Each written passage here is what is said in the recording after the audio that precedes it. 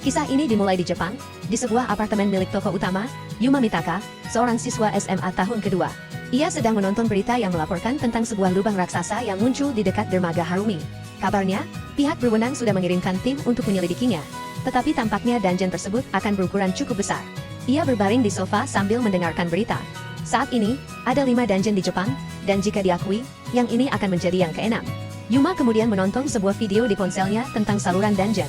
Dalam video itu, seorang pria berkacamata mengunjungi dungeon putih di Sapporo dan berencana menaklukkan lantai ke-18. Ia melihat monster peri dan memutuskan menggunakan sihir petir. Peri tersebut menjatuhkan sebuah batu sihir, Moonstone putih murni yang bernilai setidaknya 1,5 juta yen. Tokoh utama meletakkan ponselnya dan berpikir bahwa semua itu benar-benar omong kosong. 7 tahun telah berlalu sejak kemunculan dungeon, dan pada awalnya labirin bawah tanah itu menimbulkan ketakutan dan kecemasan. Namun kini, industri raksasa ini telah menjadi bagian dari kehidupan sehari-hari. Ia memikirkan batu sihir yang diciptakan oleh makhluk-makhluk tak dikenal di dalam dungeon, yang kekuatan magisnya dapat dimanfaatkan. Sambil menjilat es krimnya, Yuma menyadari bahwa bahkan setelah munculnya sesuatu yang begitu tidak nyata, hanya segelintir orang yang berhasil meraup keuntungan. Mereka yang didukung oleh korporasi, mereka yang dianggap layak, cukup kuat, dan diakui oleh pemerintah, mereka yang sudah populer dan mampu menemukan sponsor. Dengan sedih, Yuma berguling di atas sofa dan menyadari bahwa semua ini sungguh tidak adil. Tidak ada yang benar-benar berubah di dunia ini, dan bahkan orang biasa sepertinya tidak memiliki peluang. Ia mendengar suara dari jalan dan memutuskan untuk memeriksanya. Yuma mendekati jendela dan bertanya pada anjingnya mengapa ia menggonggong. Biasanya, anjing itu sangat tenang. Tokoh utama melihat keluar dan bertanya-tanya apakah ada seseorang yang masuk ke halaman. Ia melepaskan tali anjingnya dan mereka pun berjalan keluar. Tokoh utama menyadari bahwa sekeras apapun ia berusaha, semuanya terasa sia-sia karena ia tidak pintar atau berbakat, dan tidak ada hal istimewa dalam hidupnya. Setidaknya, itulah yang selalu ia pikirkan, sampai ia menemukan sebuah lubang di halaman rumahnya. Yuma mengambil senter dan memutuskan untuk masuk ke dalamnya. Ia mengira tanahnya ambles, tetapi kemudian menyadari bahwa itu adalah semacam gua aneh. Ia menyorot lebih dalam ke dalam gua dan melihat sesuatu di sana. Ia melihat seekor slime dan bertanya-tanya apa itu. Ia teringat pernah melihat sesuatu yang serupa di ponselnya. Yuma membuka wiki monster dan membaca bahwa slime memiliki tubuh transparan, tetapi bisa berwarna biru, biru muda, merah, dan hijau. Ia menyadari bahwa yang ada di dalam lubang itu berbeda, dan mungkin bukan slime biasa. Tokoh utama lalu membaca berita tentang dungeon luar negeri dan menemukan laporan bahwa sebuah slime berwarna baja yang sangat cepat dan tahan lama telah ditemukan di Amerika. Namun detailnya tidak jelas karena foto-fotonya buram. Ia menyadari bahwa makhluk seperti itu baru terlihat beberapa kali dan bahwa itu memang seekor slime. Ia juga membaca bahwa belum ada seorang pun yang berhasil mengalahkan slime baja tersebut. Ia sangat terkejut dan menyadari bahwa jika ia bisa mengalahkannya, ia akan menjadi orang pertama di dunia. Yuma menatap ponselnya, bertanya-tanya apakah lubang sekecil itu bisa dianggap sebagai sebuah dungeon. Ia mencoba meyakinkan dirinya untuk melupakan semuanya dan berpikir bahwa dungeon dan hal-hal semacam itu hanyalah tempat bagi para pengangguran penggemar idola. Ia menonton layar ponsel ketika seseorang berkata bahwa profesi penjelajah dungeon sangat berbahaya dan menyarankan agar ia mempertimbangkannya dengan matang. Ia menyadari bahwa batu sihir bisa dijual hingga jutaan yen dan bahwa mimpi ini mungkin saja menjadi kenyataan. Tokoh utama kembali ke dungeon dan memanjat masuk. Ia memperhatikan bahwa lorongnya sempit. Monster itu tidak akan bisa kabur. Ia menggenggam palu lebih erat dan berpikir bahwa ukurannya yang kecil tidak mungkin terlalu berbahaya. Yuma mengayunkan palu kecil dan memukul slime tersebut. Ia segera menyadari bahwa slime itu sangat keras, dan makhluk itu mulai memantul ke sana kemari di dalam gua. Slime tersebut memantul kembali ke tangannya dan melukainya. Yuma pun kembali ke rumah, mengompres tangannya dengan es, dan menyadari bahwa slime itu jauh lebih keras dari yang ia bayangkan. Tokoh utama menceritakan pada anjingnya tentang monster jahat di dalam lubang itu dan memintanya untuk tidak mendekatinya. Ia menggenggam ponselnya dengan kuat dan bertanya-tanya bagaimana cara mengalahkan makhluk seperti itu. Yuma membaca statistik slime tersebut. Sangat lemah. Bahkan seorang anak kecil pun bisa mengalahkannya. Ia mencatat bahwa semua itu adalah kebohongan kotor dan tipuan belaka. Ia berpikir bahwa slime itu tidak bergerak lebih cepat dari manusia dan tingkat bahayanya minimal. Serangan fisik seharusnya cukup untuk mengalahkannya. Yuma tidak mengerti. Lalu apa yang sebenarnya terjadi? Ia membaca informasi berikutnya. Selain itu, melawan monster kuat di kedalaman dungeon, serangan fisik seringkali tidak berhasil, dan sihir diperlukan untuk mengalahkan mereka. Tokoh utama berpikir, tapi lubang ini selalu hanya sedalam 1 meter. Dungeon sekecil apa ini? Ia menyadari bahwa ia tidak bisa menggunakan sihir, jadi ia tidak punya pilihan selain menyerah. Yuma memejamkan mata dan menyandarkan tubuhnya di kursi, tetapi tiba-tiba sebuah pemahaman muncul di benaknya. Ia menggaruk dagunya dan bergumam, "Baja, mungkin api akan berhasil." Kemudian ia memutuskan bahwa ia bisa mengalahkannya dengan api tanpa menggunakan sihir. Tokoh utama mengambil sebuah pembakar untuk berbeku rumahan dan kembali ke dungeon. Ia memutuskan untuk tidak terlalu dekat dan tetap berhati-hati. Yuma menyalakan pembakar itu dan mengarahkannya ke Slime. Slime tersebut kembali melompat-lompat di dalam gua dan menghantam kakinya serta punggungnya. Tokoh utama kembali ke rumah dan ambruk kelelahan di dekat sofa. Dengan sedih, ia berpikir bahwa ia sudah cukup menderita dan akan menutup pintu masuk lubang itu, berpura-pura tidak pernah melihat apapun, atau melaporkannya kepada pihak berwenang yang berwenang. Yuma teringat berita yang mengatakan bahwa ketika sebuah dungeon muncul di properti pribadi, seseorang harus menghubungi polisi atau pemerintah daerah. Sungguh merepotkan. Ia merasa kesal karena mengira ini adalah kesempatannya. Namun ia menyadari bahwa ia sebenarnya tidak memiliki peluang. Ia berpikir bahwa jika ia tidak pernah menemukan lubang itu, ia tidak akan menderita rasa sakit dan masalah yang tidak perlu seperti sekarang. Ia tidak bisa memahami mengapa ia harus menderita, karena memang selalu seperti ini, dan tidak pernah ada hal baik yang terjadi padanya. Yuma duduk di dekat jendela dan menatap lubang di halaman itu. Tokoh utama memutuskan bahwa ia seharusnya tidak ikut campur di tempat yang seharusnya tidak ia usik. Namun ia menyadari bahwa pikirannya masih terus memikirkan hal itu. Yuma Mitaka meraih lemari pakaiannya dan mengeluarkan sebuah kotak. Di dalamnya, ia menemukan semprotan serangga pendingin yang bisa membekukan serangga di tempat. Lalu memutuskan bahwa mungkin benda itu juga bisa bekerja pada Slime baja. Ia menyadari bahwa memperlambat Slime saja tidak akan cukup untuk mengalahkannya. Namun, bagaimana jika setelah dibekukan ia langsung membakarnya dengan obor las? Yuma pernah mendengar bahwa baja bisa menjadi rapuh jika dipanaskan segera setelah didinginkan. Dengan kesal, ia memutuskan bahwa jika cara ini tidak berhasil, ia akan menyerah. Tokoh utama pun memutuskan untuk melakukan percobaan terakhir dan mendekati lubang itu. Yuma duduk di tepi lubang, menunggu Slime keluar dari gua. Ia menyadari bahwa Slime itu bersembunyi jauh di dalam, sehingga ia harus merangkak masuk. Ia pun berjongkok di dekat Slime sambil berpikir. Ia memutuskan untuk terlebih dahulu menyemprotnya dengan cairan pendingin. Lalu setelah es terbentuk di permukaannya, ia akan membakarnya dengan obor las. Obor las di tangan Yuma mulai menyala. Ia menyadari bahwa gasnya mudah meledak dan ia harus berhati-hati karena jaraknya sangat dekat. Ia melihat bahwa gas tersebut tertahan di dalam lubang. Gas itu tidak bergerak ke arahnya, dan ini adalah kesempatannya. Ia melihat bahwa rencananya berhasil dan berpikir, kalau aku memukulnya sekarang, seharusnya cukup rapuh, bukan? Yuma menatap palu yang ia bawa sejak pertama kali datang dan mengambilnya. Ia mengayunkan palu itu dan memukul dengan sekuat tenaga. Ia melihat Slime itu hancur dan menyadari bahwa ia telah berhasil. Ia menatap tempat di mana Slime itu mati, tetapi tidak melihat batu sihir apapun karena tidak ada yang jatuh. Tokoh utama tertawa, meregangkan tubuhnya, dan memutuskan bahwa mau bagaimana lagi, yang penting ia berhasil. Yuma menceritakan pada anjingnya tentang bagaimana ia mengatasi monster itu dan merasa benar-benar kelelahan. Ia memutuskan untuk menutup lubang tersebut hanya dengan selembar kardus. Ia berpikir bahwa semuanya telah berakhir. Pertarungan sengit antara dirinya dan Slime aneh itu telah usai, atau setidaknya begitulah yang ia kira. Keesokan paginya, tokoh utama terbangun di tempat tidurnya dan mendengar anjingnya menggonggong. Ibunya berkata bahwa Mamesu tidak berhenti menggonggong sejak pagi dan memintanya untuk pergi melihat apa yang terjadi. Yuma keluar ke halaman dan mendekati anjing itu. Mamesu menuntunnya ke lubang tersebut dan duduk di sampingnya. Tokoh utama menyingkirkan kardus penutup dan melihat teman lamanya, seekor Slime baja. Sementara itu, di Tel Aviv, Israel, seorang pakar eksplorasi dungeon bernama Ethan Noble berada di organisasi penelitian dungeon internasional. Asistennya, Clark Griffin, masuk ke kantor dan berkata, "Ini dia." Ethan, sambil tersenyum, memandangi tablet batu raksasa yang ditemukan di tingkat tengah dungeon terdalam di dunia, Orpheus, dan berkata bahwa ia tidak pernah bosan melihatnya, seberapapun sering ia menatapnya. Ia mempelajari hieroglif yang terukir di atasnya. Tablet itu berbunyi, ketika Raja Monster terbangun, seperti yang telah dinubuatkan, dunia akan jatuh ke dalam kehancuran. Dengan ekspresi tidak puas, Yuma berjalan di jalan sambil berpikir. Hari demi hari, Slime, Slime, Slime. Ia tidak bisa memahami apa yang sedang terjadi. Tanpa sadar, ia menabrak teman masa kecilnya, Kaede Ichinose. Kaede melambaikan tangan dan berkata, "Cemberut sekali. Bertemu gadis secantik ini dan yang bisa kamu katakan cuma, ada apa?" Ia memperhatikan bahwa Yuma telah banyak berubah.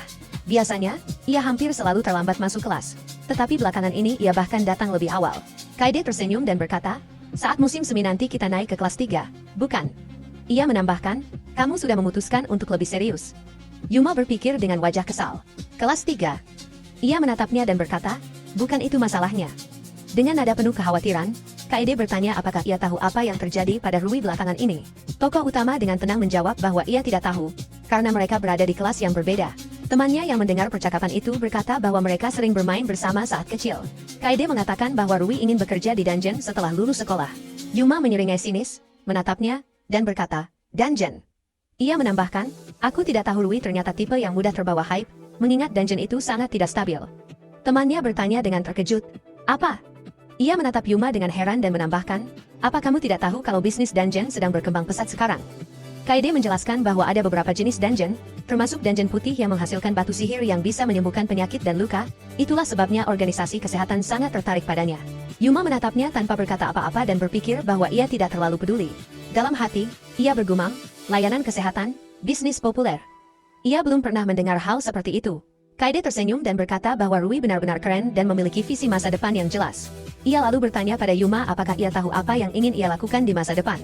Yuma tersenyum dan menjawab bahwa ia sedang memikirkannya dengan caranya sendiri.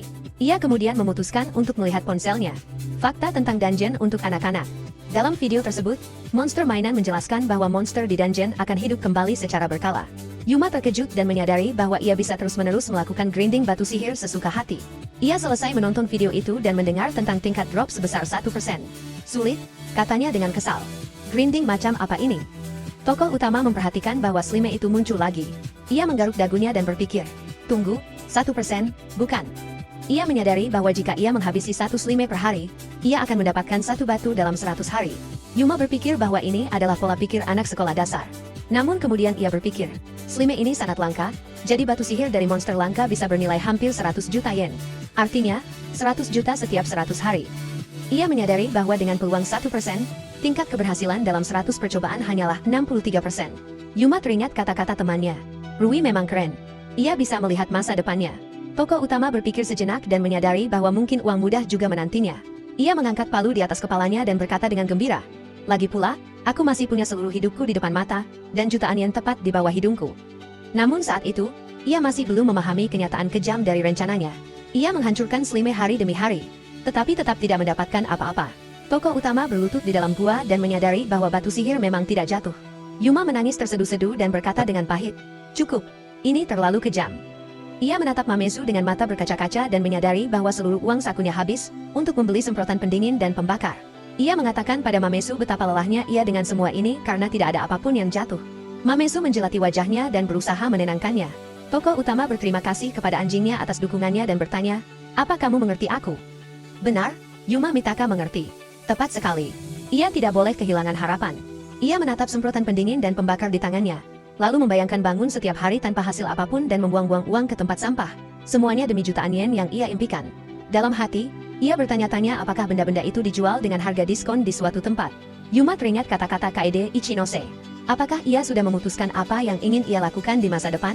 Ia menatap semprotan pendingin, menundukkan kepala, dan berkata, sayangnya, aku sama sekali tidak tahu. Ia tidak tahu apakah dirinya benar-benar siap menanggung semua ini. Pada pagi hari tanggal 2 Februari, Yuma bertemu dengan teman masa kecilnya, Rui Awasawa. Rui menyapanya dengan senyum cerah dan mengucapkan selamat pagi. Melihatnya, Yuma bergumam pelan, benar-benar pas dibicarakan.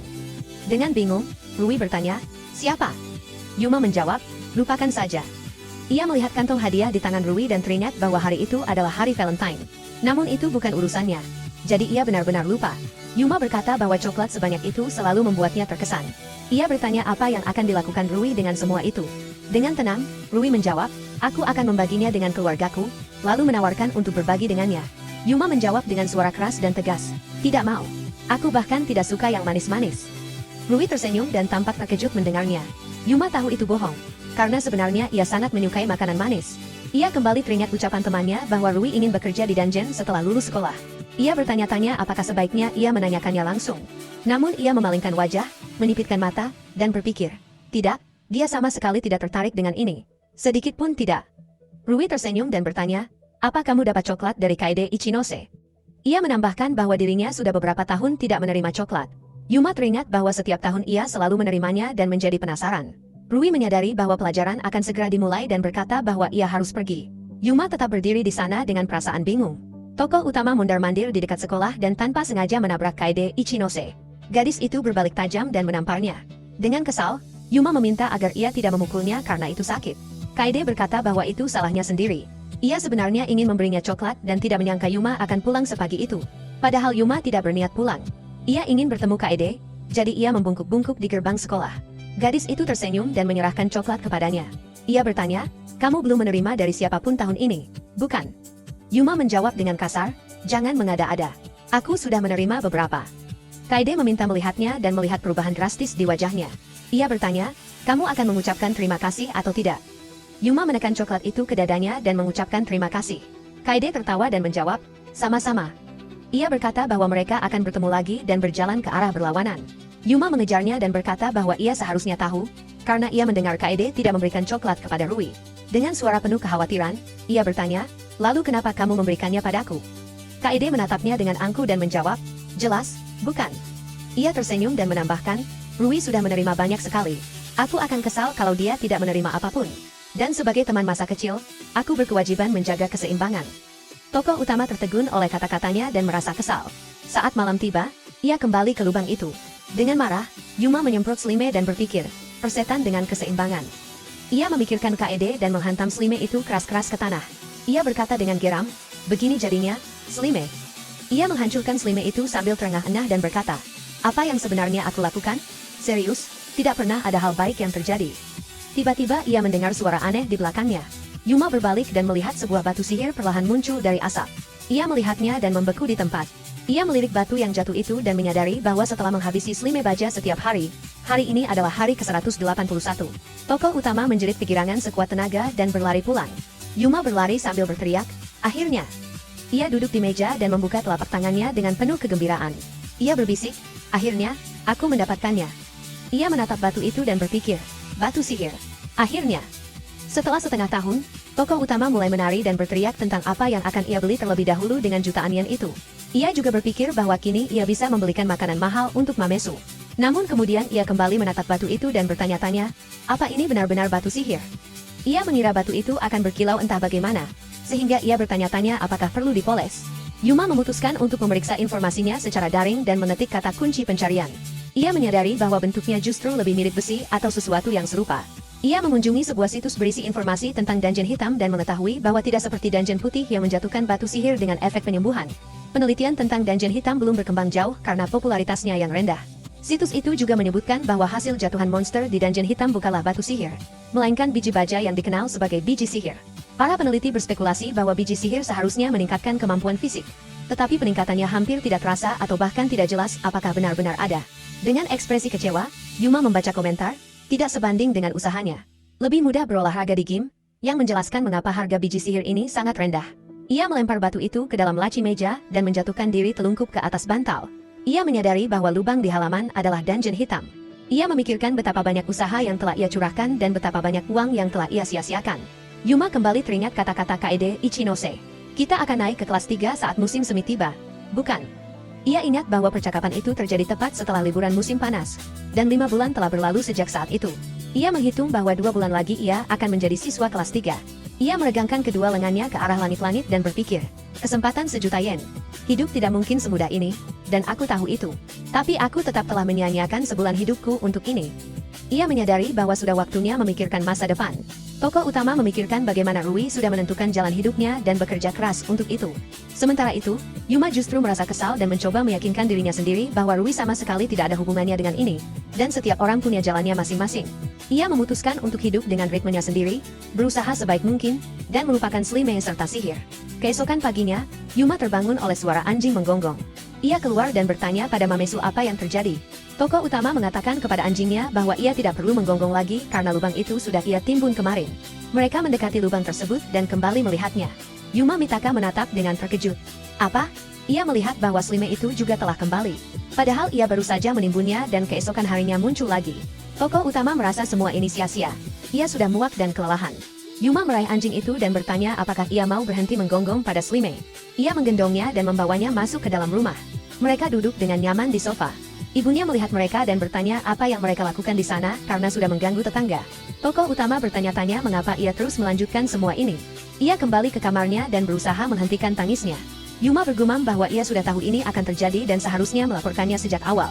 Tetapi sekarang adalah saatnya karena ia tidak ingin dimarahi. Ia membolak-balik batu itu di tangannya dan memikirkan biji sihir. Dengan marah, ia menyalahkan biji itu atas segalanya. Berpikir bahwa jika itu adalah batu sihir dan bukan biji, semuanya pasti akan berbeda. Yuma berpikir bahwa jika ia tidak bisa menjualnya, mungkin ia bisa menggunakannya sendiri. Tokoh utama pun mencari di internet cara menggunakan batu sihir dan menonton sebuah video yang menjelaskan bahwa menggunakan batu sihir atau biji sihir sangatlah sederhana. Cukup ditelan, lalu tubuh akan menyerapnya dan berubah menjadi kekuatan sihir. Batu itu harus didisinfeksi sebelum digunakan. Ia juga melihat bahwa batu tersebut mengandung mana, dan orang yang kekurangan mana tidak akan bisa menyerapnya. Karena itu, mana harus diperiksa terlebih dahulu sebelum digunakan. Ia juga membaca bahwa untuk menggunakan sihir, diperlukan penyerapan mana, serta gelombang elektromagnetik yang dihasilkan saat menghabisi monster.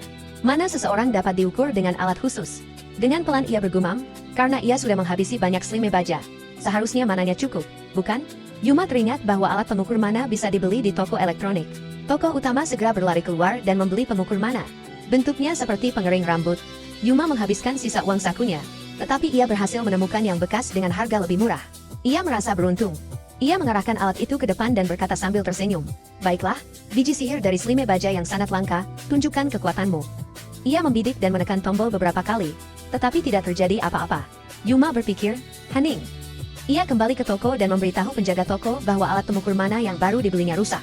Penjaga toko meminta maaf dan berkata akan segera memeriksanya. 5 menit kemudian, ia kembali dan melaporkan bahwa tidak ditemukan masalah apapun.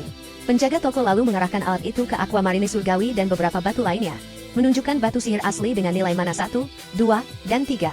Ia menunjuk angka-angka tersebut dan menambahkan bahwa sejauh yang ia lihat, alat itu menunjukkan nilai yang akurat, lalu bertanya apa yang sedang diukur Yuma. Tokoh utama terdiam sejenak lalu menjawab bahwa ia sedang mengukur biji sihir. Penjaga toko mengangguk dan berkata, "Oh, biji sihir, tentu saja." Ia menambahkan bahwa ia pernah mendengar mana biji sihir memang sangat rendah. Yuma bertanya, "Serendah itu sampai tidak muncul sama sekali?" Tokoh utama lalu menjelaskan bahwa ia juga mencoba mengukur nilai mananya sendiri, dan hasilnya juga 0. Apakah mananya benar-benar serendah itu? Ia tersenyum kecut dan menjelaskan bahwa ia telah menghabisi lebih dari 100 monster, termasuk slime yang cukup kuat. Penjaga toko meliriknya dan berkata bahwa sepertinya ada kesalahpahaman. Ia menjelaskan bahwa manusia hanya menyerap sebagian kecil mana dari monster yang mereka bunuh. Misalnya, menghabisi monster dengan nilai mana 100 hanya akan meningkatkan nilai mana sebesar 1. Jadi, tidak peduli berapa banyak slime yang dihabisi, wajar jika mana seseorang tidak meningkat. Dengan mata berkaca-kaca, tokoh utama meninggalkan toko dan menatap seekor burung yang menjerit di langit. Ia memikirkan uangnya. Yuma duduk di ayunan dan berpikir, tidak mungkin. Ia menyadari bahwa ia tidak bisa begitu saja menyerah setelah menghabisi begitu banyak monster. Apakah mungkin ia benar-benar telah menghabisi 0?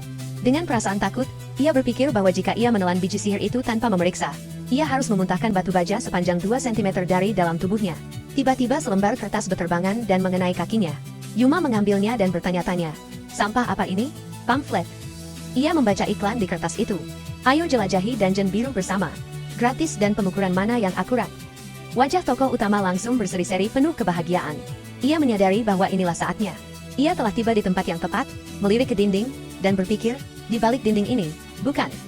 Yuma pergi ke resepsionis dan meminta tiket ke lantai pertama. Petugas perempuan memberitahu harganya, 1.000 yen. Ia melihat papan besar bertuliskan, "Ruang pengukuran mana." Tokoh utama yakin bahwa alat pengukur mana yang sebenarnya ada di sini.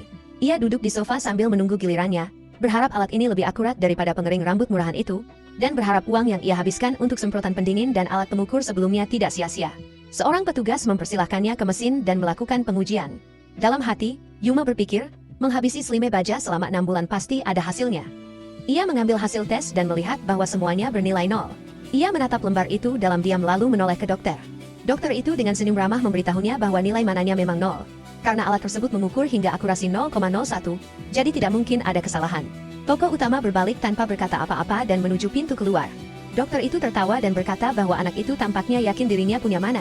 Dokter kedua menimpali dengan nada tidak senang bahwa belakangan ini banyak sekali orang seperti itu, para pemula yang mengira mereka bisa meningkatkan mana dengan menghabisi monster level rendah. Tidak peduli berapa banyak yang mereka bunuh di dungeon biru, mana mereka tidak akan meningkat. Dokter kedua tersenyum dan berkata bahwa ia tidak ingin mengatakan hal itu langsung ke wajah mereka karena bisa menyakiti perasaan mereka. Namun tiba-tiba ekspresinya berubah ketika ia melihat alat pengukur. Mesin itu mulai memuntahkan kertas dengan cepat. Para dokter menatapnya dengan kebingungan, bertanya-tanya apakah alat itu rusak. Salah satu dokter berkata bahwa ia belum pernah melihat hal seperti itu sebelumnya. Yang lain menegur agar tidak bercanda dan berkata, "Mesin ini harganya jutaan. Apa kalian pikir bisa rusak begitu saja?" Dengan mata berkaca-kaca, Yuma menyadari bahwa ia bisa menatap hasil itu sebanyak apapun. Tetapi tetap saja tidak ada apa-apa. Sampah. Ia melirik hasil tersebut sekali lagi dan mengembuskan napas panjang. Mimpinya ternyata hanya bertahan sebentar. Yuma menyadari bahwa 6 bulan usahanya telah terbuang sia-sia. Semua itu tidak ada artinya. Apa-apaan ini? Yuma melirik papan penunjuk. Dungeon biru. Ia teringat bahwa tujuan utamanya adalah mengukur mana. Tetapi ia benar-benar lupa bahwa di tempat ini juga ada dungeon biru. Karena sudah bersusah payah datang sejauh ini, ia berpikir, kenapa tidak sekalian melihat-lihat? Sang protagonis melihat seorang gadis cantik yang dengan suara lantang mengatakan bahwa disinilah pintu masuk dungeon biru. dan siapapun yang ingin masuk harus memastikan diri mereka sudah siap. Ia terkejut. Siap? Bukankah ini hanya versi lubang di halaman rumahnya yang lebih besar? Apa yang perlu dipersiapkan? Yuma melangkah mendekat dan ternganga kaget. Di hadapannya terbentang sebuah lubang raksasa. Ia menyadari betapa besarnya lubang itu dan bertanya-tanya apakah dungeon memang sebesar ini. Seorang petugas melihatnya dan bertanya sambil tersenyum apakah ini pertama kalinya ia datang ke sini. Yuma menoleh dan menjawab, "Apa?" "Iya," katanya singkat. Petugas itu meminta untuk melihat tiketnya. Yuma menyerahkan tiket dan berkata, "Tentu, ini." Petugas itu bertanya lagi, "Ini lantai pertama, ya?" Ia menambahkan bahwa tidak ada bahaya di sana, jadi tidak perlu khawatir. Lalu ia tersenyum dan bertanya, "Ngomong-ngomong, apakah kamu membawa senjata untuk melawan monster?" Yuma menatapnya dengan kaget. "Senjata?" Ia teringat saat membeli alat pemukul mana. Di sana ada rak berisi pistol setrum dan tongkat. Yuma menjawab, "Tidak, saya tidak membawa apa-apa." Petugas itu tersenyum, menunjuk ke area penyewaan senjata, dan memberitahu bahwa dalam hal itu ia boleh meminjam senjata apapun yang ia suka. Yuma bertanya pelan, "Benarkah boleh?" Petugas itu mengingatkan agar senjata dikembalikan saat keluar dan bertanya apakah semuanya sudah jelas. Gadis itu kemudian menjelaskan bahwa perjanjian penggunaan mengharuskan Yuma mencantumkan nama, alamat, dan nomor telepon. Yuma menghela napas berat dan menyetujuinya. Ia mengeluarkan sebuah palu dari sakunya dan menyadari bahwa ia sudah terbiasa menggunakannya dan merasa nyaman dengan alat itu. Yuma menuruni tangga dan memperhatikan betapa panjangnya tangga tersebut, sampai-sampai ia berpikir sebuah lift akan sangat membantu. Ia melangkah keluar ke jalan dan bergumam dalam hati bahwa tempat ini terasa lebih baik sekarang. Yuma mendekati pintu masuk lantai pertama dan melangkah masuk. Ia menatap ke atas dengan ekspresi terkejut dan mulai mengamati bangunan-bangunan di sekelilingnya. Ia menengadah ke langit dan berpikir bahwa meski sudah turun sejauh ini, ia masih bisa melihat cahaya. Tempat ini tidak bisa dibilang terang. Ia melirik orang-orang di sekitarnya dan menyadari bahwa alasan utama tempat ini tidak terlalu gelap adalah karena banyaknya orang di sini, seolah-olah ini adalah jalur wisata. Yuma menyadari bahwa semua orang datang berkelompok, sementara hanya dirinya yang sendirian. Ia melihat semua orang sedang mencari monster. Yuma berpikir bahwa setelah datang sejauh ini, ia ingin bertarung melawan monster. Tetapi apakah masih ada monster tersisa dengan begitu banyak orang di sini? Ia berjalan sedikit lebih jauh dan melihat sebuah slime kecil di sisi jalan. Ia mendekat dan berpikir, ini cuma slime biasa. Slime itu berbalik dan merayap menjauh. Yuma memperhatikan betapa lambatnya gerakan slime itu, berbeda jauh dengan slime di lubang halaman rumahnya yang meloncat-loncat liar. Ia melirik palu di tangannya lalu memukul slime itu dengan ringan, membuat monster tersebut meledak dan hancur berhamburan. Yuma bertanya-tanya, apa slime ini memang selemah ini? Ia teringat bahwa slime di halaman rumahnya 100 kali lebih kuat. Dengan kondisi seperti ini, mananya tidak akan pernah meningkat. Yuma menundukkan kepala dan bertanya-tanya apa gunanya menderita selama 6 bulan. Ia teringat kata-kata dokter dengan wajah muram. Yuma keluar dan berpikir, yah, kali ini juga tidak ada batu sihir. Seperti yang sudah diduga, ia menepuk-nepuk pakaiannya dan berpikir bahwa ia telah menemukan dan menghabisi 6 slime lagi. Tetapi tidak satu pun menjatuhkan apa-apa, jadi semuanya sia-sia. Tiba-tiba ia mendengar seorang gadis di dekatnya bersorak gembira karena mendapatkan batu sihir biru. Ayah gadis itu mengusap kepalanya dan berkata, bagus sekali. Aquamarine surgawi sekitar 0,2 karat. Ia menatap batu itu dan menambahkan bahwa batu tersebut bisa dijual sekitar 2.000 yen. Gadis itu menjawab, tidak mau. Ia ingin belajar sihir dan menggunakannya sendiri. Ayahnya bertanya, tapi sihir hanya bisa digunakan di dalam dungeon, bukan? Gadis itu mengangguk setuju. Yuma melirik mereka dan bertanya-tanya apakah levelnya benar-benar setara dengan anak sekolah dasar. Ia mengeluarkan hasil penelitiannya dari saku, meliriknya, lalu menyadari bahwa dirinya bahkan lebih rendah dari itu. Tidak peduli berapa banyak slime yang ia kalahkan, ia tetap tidak akan bisa menggunakan sihir, bukan? Sementara itu, di organisasi penelitian Dungeon Internasional, seorang ilmuwan melihat Clark dan segera menyapanya. Ia menyerahkan sebuah map dan memintanya untuk menyampaikannya kepada Ethan. Clark mengatakan tidak masalah, lalu bertanya, apa yakin harus dia? Sang ilmuwan meminta maaf karena berkata demikian, tetapi ia memang tidak terlalu menyukai Ethan karena sifatnya yang aneh, kasar, dan sering menilai sesuatu hanya dari seberapa menariknya.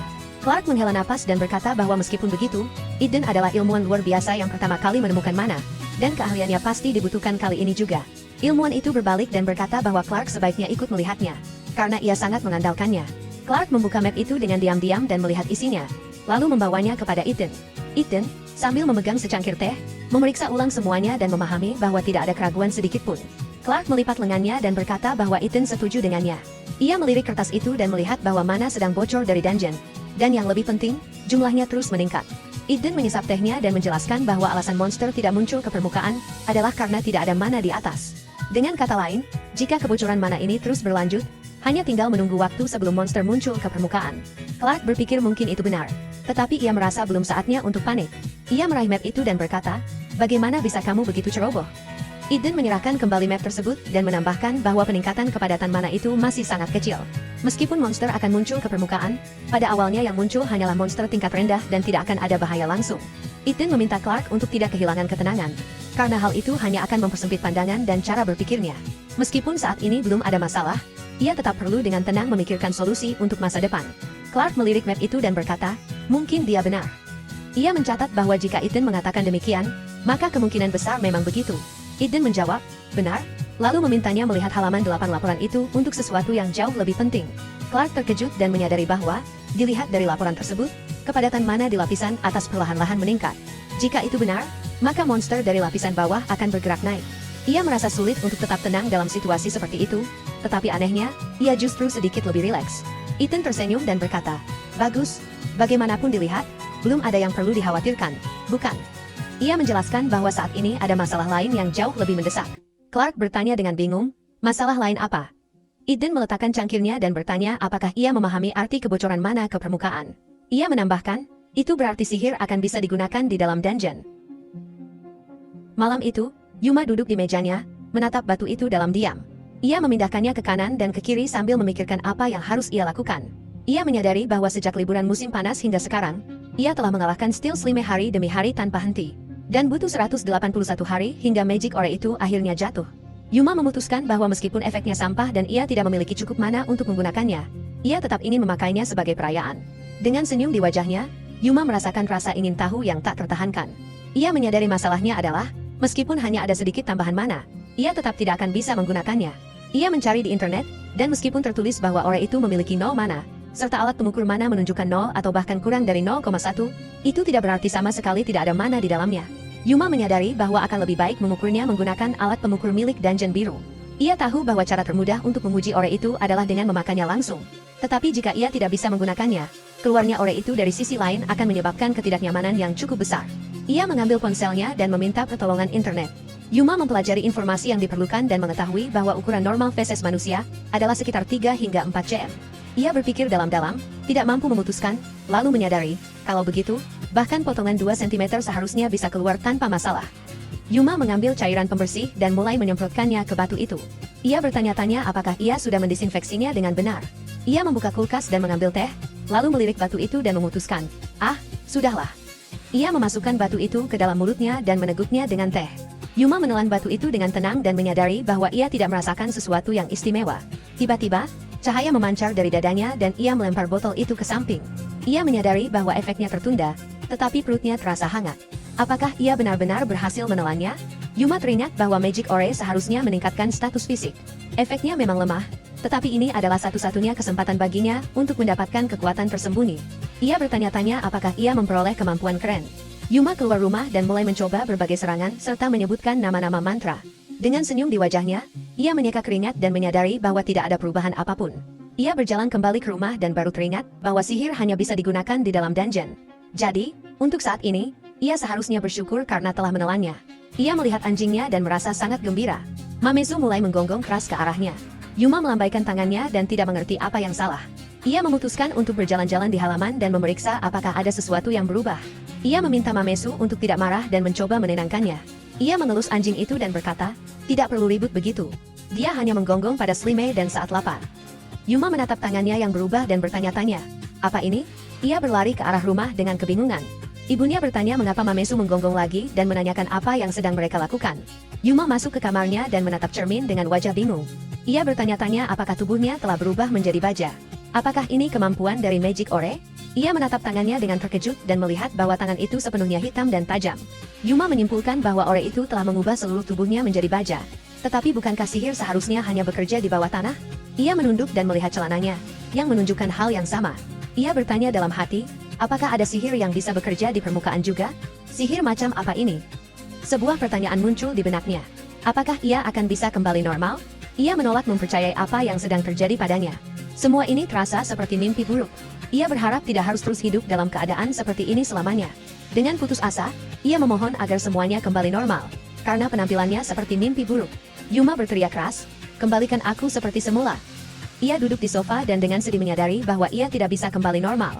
Dengan air mata di matanya, Ia memikirkan apa yang harus dilakukan dan menyalahkan Steel Slimane atas segalanya. Yuma menatap tangannya dan palu di atas meja. Tanpa berpikir panjang, ia memukul tangannya sendiri dengan palu.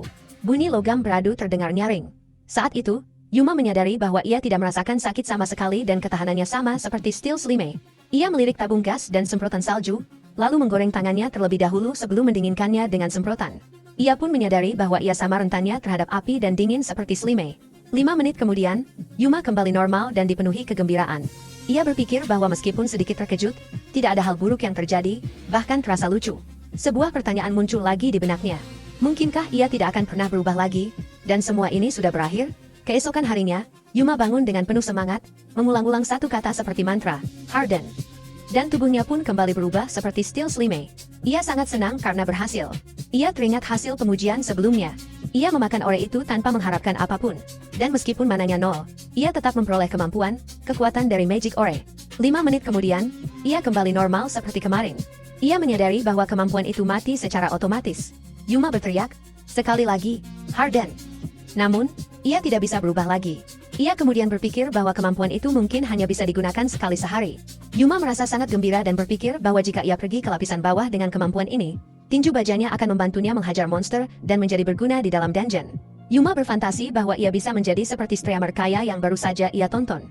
Meskipun sebenarnya ia tidak terlalu tertarik pada hal itu. Dalam sebuah video tentang monster di kedalaman dungeon, sang blogger menjelaskan bahwa serangan fisik hampir tidak berpengaruh pada monster.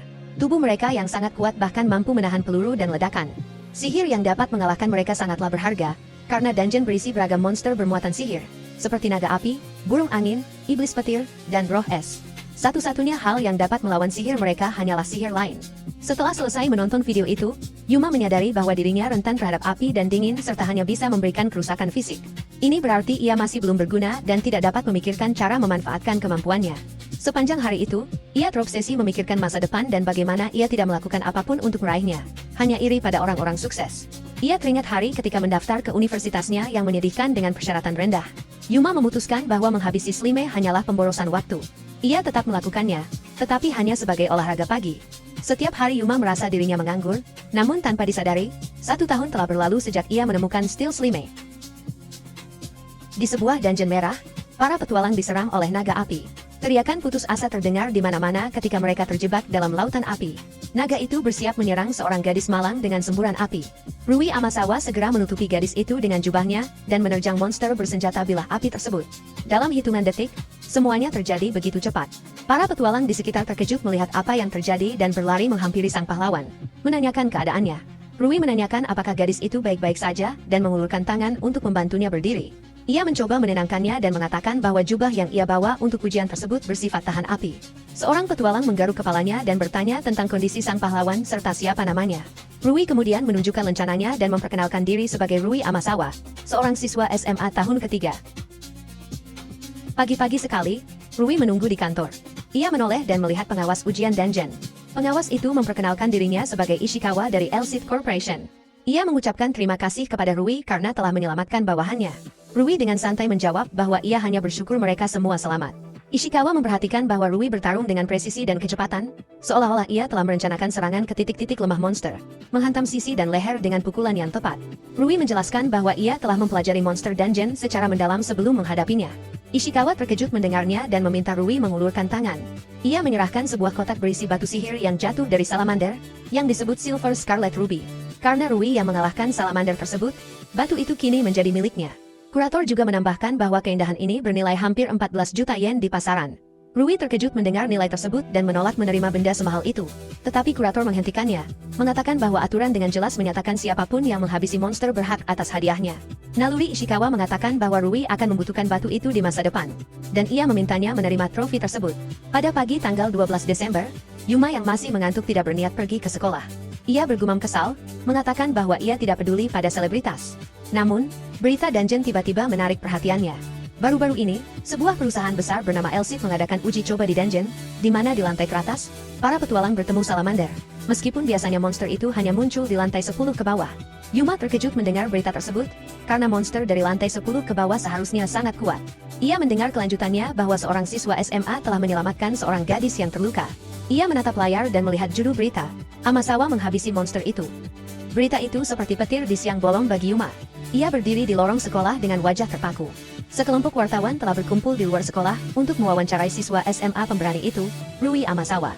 Seorang reporter bertanya apakah Rui takut pada monster tersebut, dan ia menjawab bahwa saat itu ia terlalu fokus bertarung hingga tidak merasa gentar.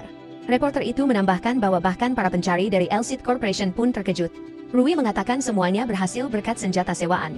Reporter kemudian bertanya tentang batu sihir itu, apakah ia berencana menjualnya mengingat nilainya lebih dari 14 juta yen. Rui menjawab bahwa ia akan menggunakannya untuk keperluannya sendiri, karena ia berencana menjadi seeker di masa depan.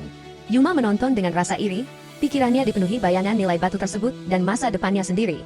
Direktur menyatakan bahwa Rui Amasawa dapat masuk ke universitas bergengsi manapun berkat bakat dan nilai akademiknya, yang juga diakui oleh Elseed. Yuma bertanya kepada Kade tentang apa itu Elseed. Kade menjelaskan bahwa itu adalah perusahaan dungeon terbesar di Jepang, dan Rui sangat ingin bergabung dengan mereka. Untuk masuk ke Elseed, Rui harus mendaftar ke institusi nasional setelah lulus, yaitu lembaga pelatihan seeker bernama STI.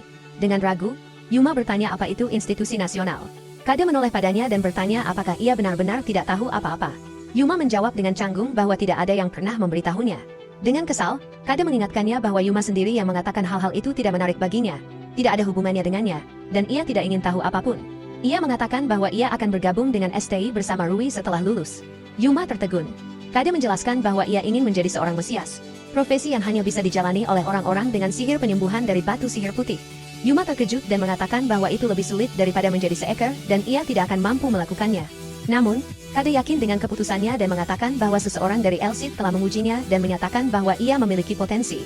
Ia percaya bahwa ia telah menemukan mimpinya dan bertekad mengejarnya dengan segenap kemampuan.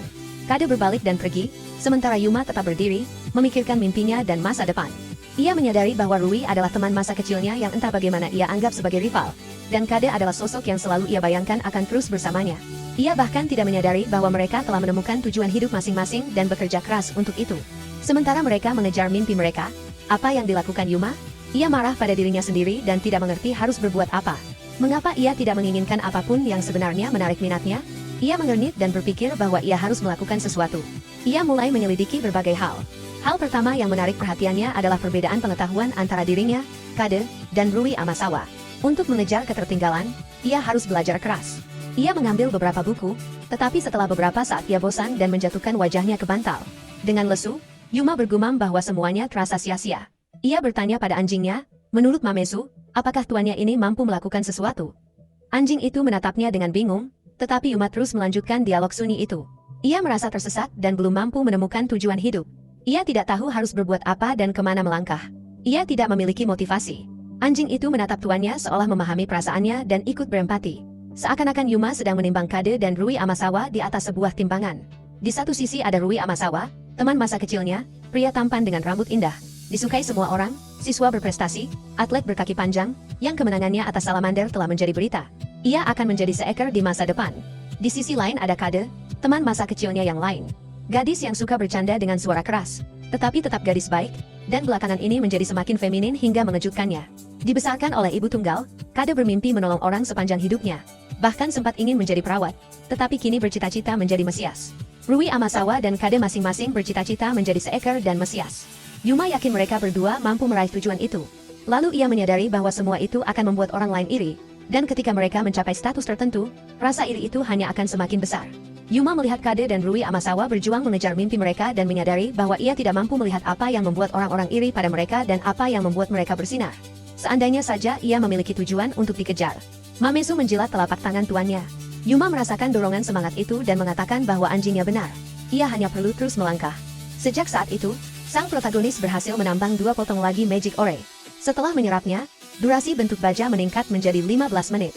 Namun, peningkatan itu tetap terasa tidak berguna.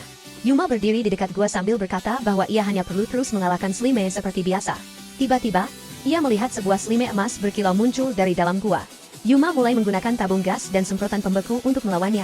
Tetapi Slime itu memantul ke sana kemari tanpa terpengaruh. Ia menyadari bahwa Slime ini berbeda dari sebelumnya, sesuatu yang baru, dan ia bertekad untuk mengalahkannya. Yuma menuangkan kedua tabung sekaligus ke arah Slime dan menyadari bahwa ia telah berlebihan, tetapi tetap berhasil menang. Ia berpose kemenangan ketika sebuah kerikil Magic Ore emas melayang ke arahnya. Sesampainya di rumah, Yuma mulai mencari informasi tentang benda itu dan Black Dungeon di internet, tetapi tidak menemukan apapun. Ia lalu memeriksanya dengan manometer, yang kembali menunjukkan angka 0. Meski begitu, Yuma tetap berharap bisa menggunakannya meskipun itu belum berupa Magic Stone.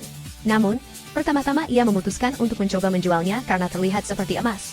Ia menelepon tempat penukaran logam mulia dan bertanya, apakah mereka bisa menilai potongan emas tersebut. Mereka menanyakan segel kemurnian emas, riwayat penjualan, dan sertifikat emas. Yuma terkejut karena ia tidak menerima apapun seperti itu saat berurusan dengan Slime, selain ore tersebut.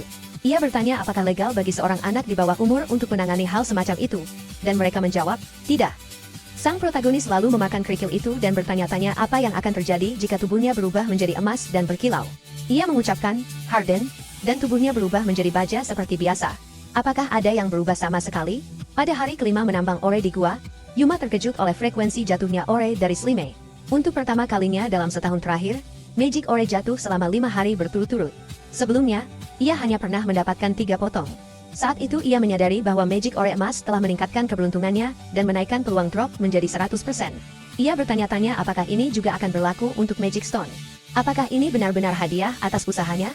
Yuma pergi ke Blue Dungeon untuk menguji keberuntungannya melawan Slime biasa, penuh semangat. Namun, ketika ia pulang ke rumah, ia langsung ambruk di tempat tidur karena tidak menemukan satupun Magic Stone. Ia berpikir bahwa ternyata ini hanya berlaku untuk ore. Setelah itu, ia mendapatkan 14 potong ore lagi, jatuh setiap hari. Yuma terkejut karena tingkat dropnya sesering telur ayam, dan ia pun terus menggunakannya. Setelah menyerap semua ore itu, durasi maksimal bentuk bajanya meningkat menjadi 70 menit. Ia bertanya-tanya mengapa tidak ada buff lain yang muncul. Hal ini membuatnya hampir putus asa, ketika tiba-tiba sebuah Slime merah muncul. Yuma terkejut melihatnya dan tidak menyangka Slime memiliki bentuk yang begitu beragam. Slime itu memberi isyarat bahwa ia siap bertarung, membuat Yuma terkejut. Namun, ia segera mengubah tubuhnya menjadi baja padat dan berkata bahwa ia tidak terlalu menyukai bentuk ini karena merobek pakaiannya. Tetapi jika Slime itu ingin bertarung, ia akan melayaninya. Ia mengencangkan dadanya dan Slime itu terpental. Serangan fisik tidak berguna melawannya. Ia menggunakan burner. Tetapi ternyata Slime merah itu kebal terhadap api. Yuma tidak tahu harus berbuat apa dan bertanya di internet, bagaimana cara melemahkan baja. Ia menerima jawaban bahwa ia perlu menggunakan cairan pembersih yang dapat menyebabkan karat menyebar di permukaan baja, hingga menghancurkannya. Ia bersiap dengan matang, memindahkan Mamesu ke tempat aman, mengenakan masker dan sarung tangan karet, lalu mengambil ember dan cairan pembersih berbasis asam. Yuma menuangkan cairan itu ke dalam ember dan membekukannya, memastikan Slime tidak bisa bergerak sebelum cairan ditambahkan. Ia mengaduk isi ember dengan hati-hati sekitar selusin kali. Ketika Slime tertutup karat, ia menggunakan kedua tabung untuk membekukan dan memanaskannya. Akhirnya, Yuma kembali berpose kemenangan. Keesokan harinya, sebuah Slime baru dengan kekebalan terhadap dingin telah menunggunya. Ia menyadari bahwa ia tidak bisa membekukannya. Akan sulit untuk memperlambatnya. Sang protagonis kembali mendekatinya dengan persiapan matang. Ia memindahkan Mamesu ke tempat aman, menuangkan air di sekitar lubang, lalu mengambil korek api, koran, dan minyak tanah. Sang protagonis hanya membakar seluruh lubang itu, hingga ke neraka dan kembali berpose kemenangan. Dalam beberapa hari berikutnya, berbagai Slime dengan warna berbeda terus muncul, dan semuanya berhasil ia kalahkan. Ia mendapatkan 4 potong Magic Ore berwarna dan mulai bertanya-tanya apa yang sebenarnya terjadi dengan peluang kemunculannya. Ia menyadari bahwa kemungkinan munculnya Slime berwarna telah meningkat menjadi 100% akibat menambang Magic Ore emas. Yuma menelan semua potongan ore itu karena toh ia tidak bisa menjualnya, lalu meneguk air untuk menelannya. Ia memutuskan untuk mencoba efeknya secara langsung, melepas pakaiannya agar tidak robek, lalu berubah ke dalam wujud yang sama sekali berbeda dari sebelumnya. Tonjolan tajam dari ore berwarna mencuat dari tubuhnya. Ia ketakutan melihat perubahan ini, tetapi merasa sedikit tenang ketika menyadari bahwa setelah beberapa waktu, ia akan kembali ke bentuk normal. Yuma kembali mencari informasi di internet, bertanya-tanya apakah ore ini memiliki efek khusus. Ia menemukan bahwa Dungeon putih menghasilkan Magic Stone putih, atau transparan dengan kekuatan sihir penyembuhan. Dungeon merah menghasilkan Magic Stone merah dengan kekuatan sihir api. Dungeon biru menghasilkan Magic Stone biru dengan kekuatan sihir air. Dungeon hitam menghasilkan Magic Stone yang dapat memperkuat tubuh penggunanya. Dungeon hijau menghasilkan Magic Stone hijau dengan kekuatan sihir angin. Sementara itu, Dungeon kuning menghasilkan Magic Stone kuning dengan kekuatan sihir petir. Yuma menyadari bahwa warna ore tersebut sesuai dengan warna Magic Stone, yang berarti memiliki atribut yang sama dengan dungeon asalnya. Ia ragu apakah ia bisa menggunakan sihir. Tetapi terlebih dahulu ia menguji semprotan api dan es pada dirinya sendiri. Ia tidak merasakan panas maupun dingin. Ore merah memberinya perlindungan dari api, dan ore biru melindunginya dari dingin. Dengan demikian, ore kuning seharusnya melindunginya dari petir, dan ore hijau dari angin. Namun, bagaimana ia bisa menguji semua itu? Ia telah mendapatkan perlindungan dari semua jenis sihir ofensif. Meski demikian, ia tetap belum menemukan mimpi atau tujuan hidup. Tak peduli berapa lama ia bisa bertahan diam atau dari elemen apa saja ia melindungi dirinya. Semua itu tidak bisa ia manfaatkan dalam kehidupan sehari-hari. Meski begitu, Yuma tetap senang karena ia bisa meningkatkan kemampuannya. 5 menit kemudian, ia kembali ke bentuk normal dan memutuskan untuk mengenakan pakaiannya. Ia berbaring di tempat tidur sambil berfantasi. Ia sudah memiliki batu merah, biru, kuning, dan hijau. Mungkin berikutnya adalah yang putih. Pikiran itu terdengar aneh di kepalanya. Apakah putih akan memberinya perlindungan dari penyembuhan? Yuma tertidur sambil menantikan dengan penuh semangat kemunculan Slime aneh keesokan harinya. Keesokan harinya, sebuah Slime hitam raksasa telah menunggunya di dalam gua. Sang protagonis tidak menyukai warnanya. Mari kita mundur sedikit. 2 minggu sebelumnya, Yuma telah mengalahkan Slime emas. Di organisasi riset Dungeon Internasional, seorang peneliti bernama Ethan mengatakan bahwa para peneliti lain sedang ribut, dan ia pun merasa penasaran. Tampaknya mereka telah mengalahkan monster peringkat Duke. Hingga saat itu, 2 Duke dan 1 monster peringkat Lord telah dikalahkan. Kini Duke ketiga telah tumbang. Sudah 3 tahun berlalu sejak terakhir kali monster unik dikalahkan. Jadi tidak heran jika situasinya menjadi gempar. Tablet batu Orpheus pun muncul. Ini adalah tablet yang ditemukan di lapisan menengah Dungeon Orpheus putih. Tablet tersebut menampilkan monster-monster khusus beserta tingkat kekuatan mereka. Monster-monster ini dibagi menjadi 6 raja di puncak tertinggi, diikuti oleh 12 Lord dan 24 Duke. Para peneliti menyebut monster-monster ini sebagai monster unik karena tablet permata akan retak ketika monster tersebut dikalahkan. Organisasi riset menganggap tablet ini sangatlah penting. Asisten Eden mengatakan bahwa fakta bahwa permata hitam kali ini retak adalah hal yang paling mengejutkan. Pencarian terhadap pihak yang bertanggung jawab sedang dilakukan di seluruh dunia. Siapapun yang mengalahkan Duke itu pasti sangat kuat. Eden menduga negara-negara dengan dungeon hitam besar kemungkinan adalah India, Rusia, Australia, dan Brasil. Ia juga menyebut bahwa Jepang tampaknya memiliki satu, tetapi penelitiannya belum berkembang jauh, sehingga kecil kemungkinan itu berasal dari sana. Eden mengatakan bahwa menyelam ke dungeon hitam tidaklah menguntungkan, sehingga risikonya tidak sepadan. Namun, selalu ada orang-orang pemberani di dunia ini. Kini, saatnya kembali ke masa sekarang. Yuma menatap monster di hadapannya dan berpikir, wah, besar sekali. Untuk pertama kalinya, ia merasa lega karena monster itu tidak bisa keluar dari lubang tersebut. Biasanya, Slime hanya sebesar bola. Steel Slime umumnya berdiameter sekitar 15 cm, kira-kira sebesar bola olahraga. Namun Steel Slime raksasa di hadapannya hampir mencapai 75 cm. Yuma bertanya-tanya apakah ia bisa mengalahkan monster sebesar itu. Tidak, ia tidak boleh menyerah. Jika ia bisa mengalahkan Slime sebesar ini, maka tidak akan mengejutkan jika sesuatu yang sangat langka atau drop super istimewa akan jatuh darinya. Ia masih memimpikan ore langka. Ia berkata bahwa burner dan semprotan sudah siap. Dan yang lebih penting, seluruh tubuhnya juga siap. Ia lupa melepas pakaiannya. Ah, sudahlah, ia akan maju saja. Namun, semprotan yang telah ia siapkan ternyata rusak. Ia bertanya, apa ini? Apa yang terjadi? Ia menatap ke depan dan melihat monster besar yang meniru bentuk pisau. Yuma berkata bahwa serangan itu tidak melukainya sama sekali dan tidak terasa sakit. Apakah sisa bentuk tubuhnya menjadi lebih kuat? Ia juga tidak akan menakut-nakuti monster itu dengan bilah tentakel.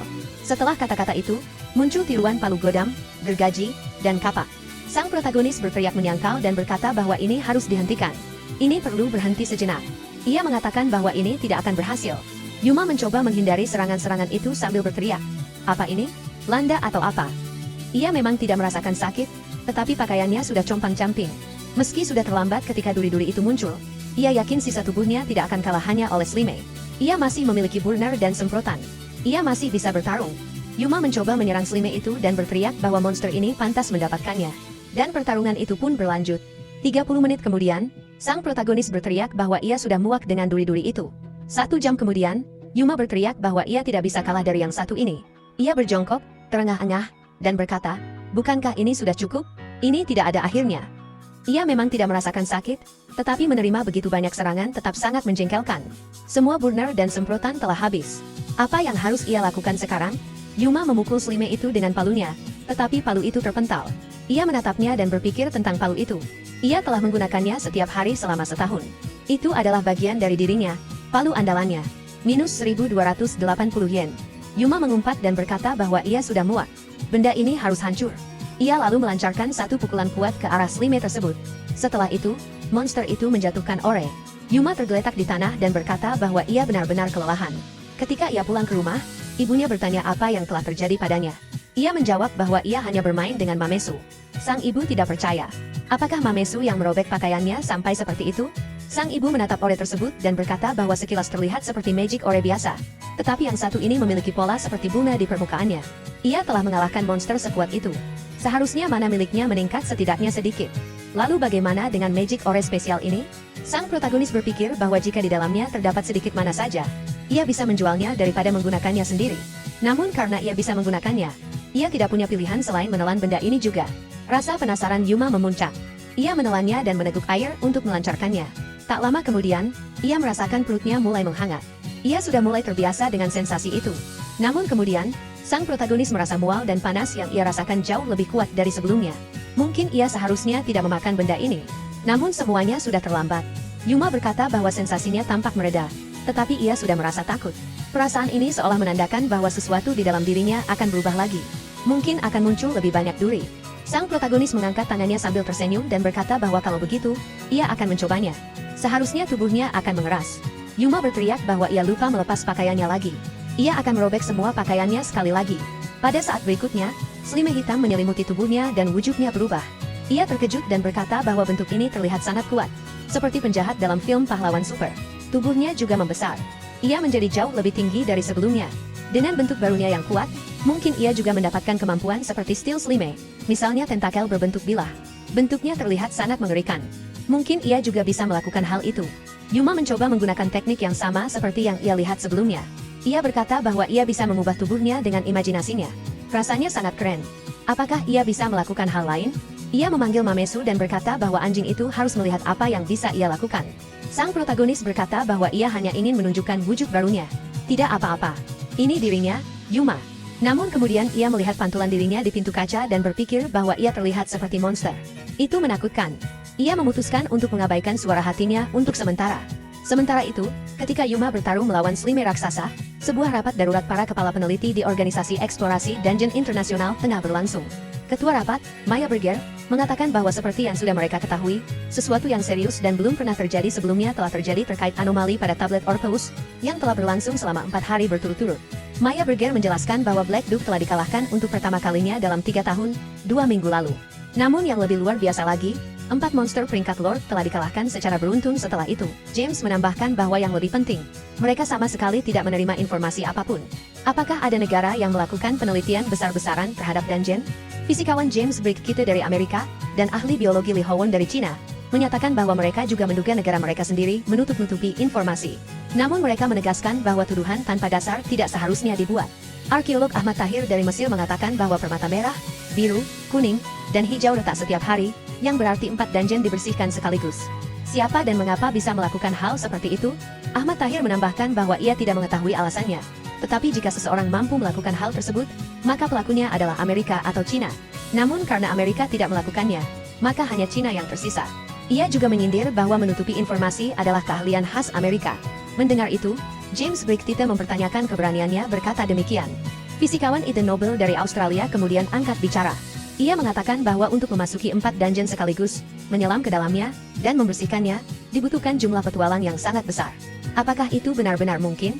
Ia menjelaskan bahwa ketika Lord terakhir dikalahkan di Amerika, dibutuhkan 15 petualang, termasuk Kaisar Api Albert, petualang terkuat di dunia, dan bahkan saat itu tetap ada 7 korban.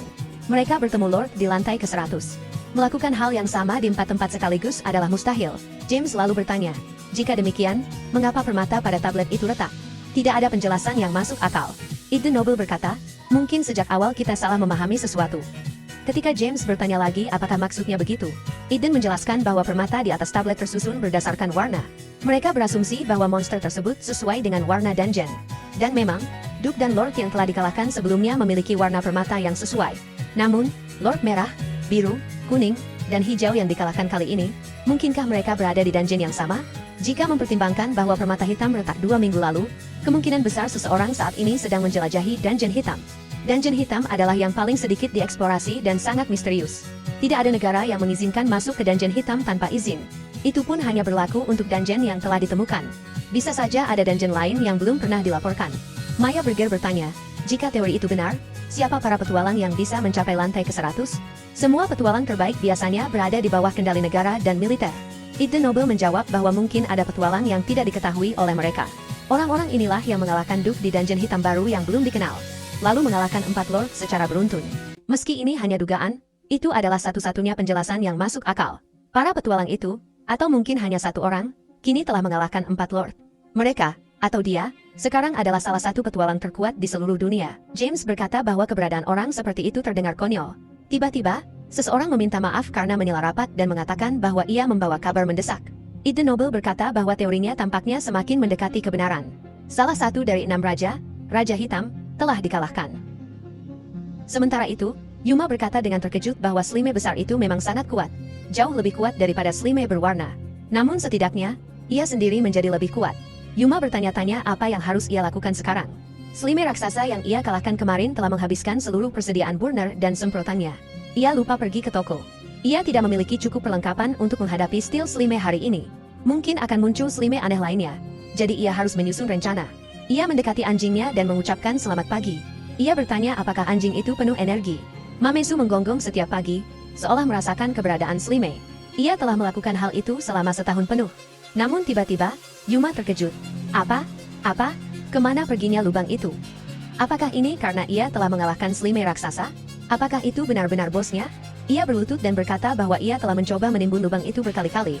Tetapi setiap hari lubang itu selalu muncul kembali, dan sekarang tidak ada jejaknya sama sekali. Serius, lubang itu menghilang begitu saja.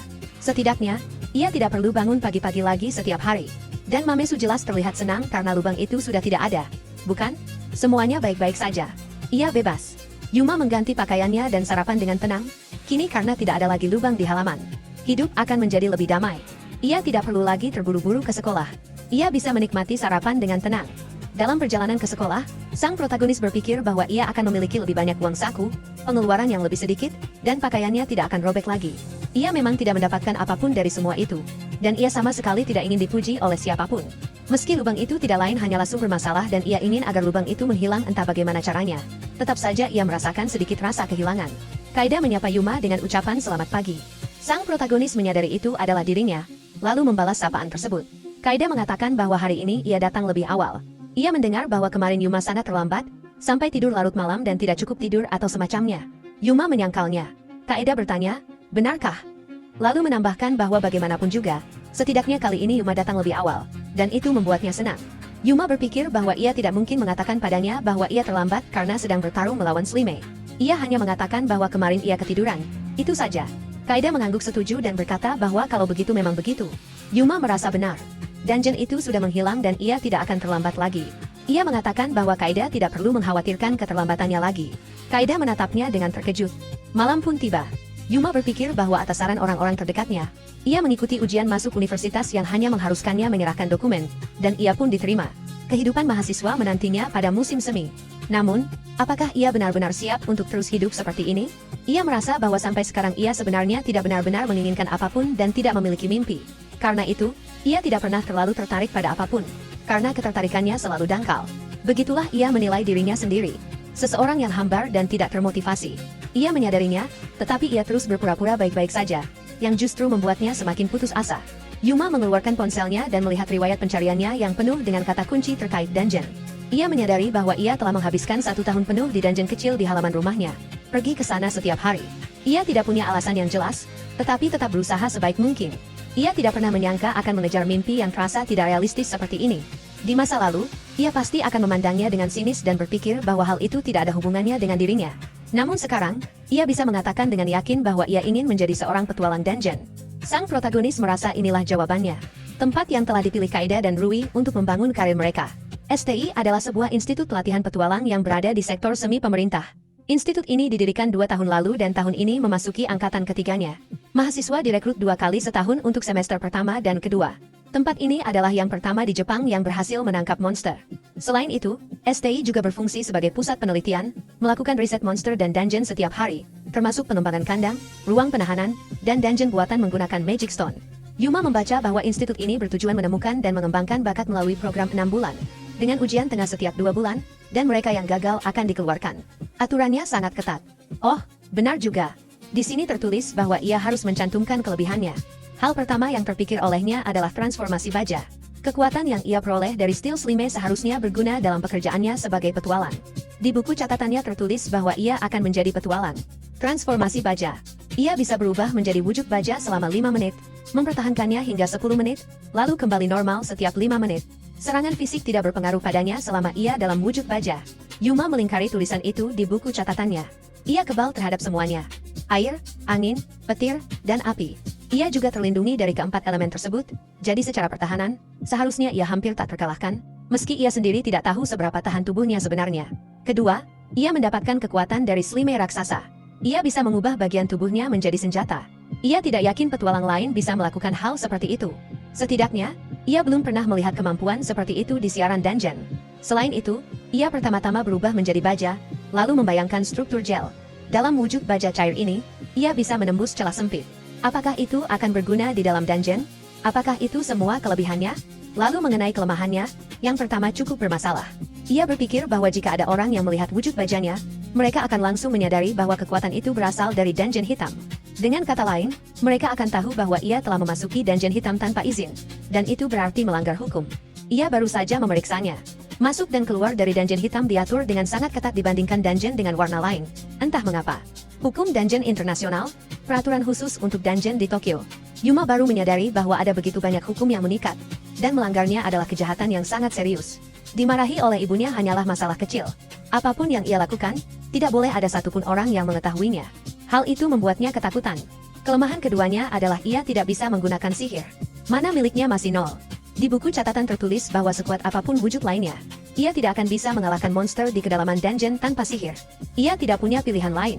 Ia harus meningkatkan mana miliknya entah bagaimana caranya dan mempelajari sihir. Kelemahan ketiga adalah masalah terbesar. Untuk menjadi petualang profesional, hal ini mutlak diperlukan. Ia harus bergabung dengan sebuah organisasi yang memiliki izin untuk memasuki dungeon.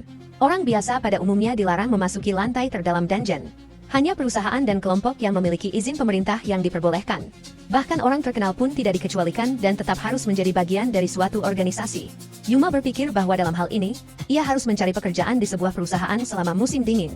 Atau bukankah itu alasan mengapa ia ingin masuk ke Institut Petualang? Ia tidak percaya bahwa ia baru menyadari hal ini setelah ujian masuk universitas. Lalu apa yang harus ia lakukan sekarang?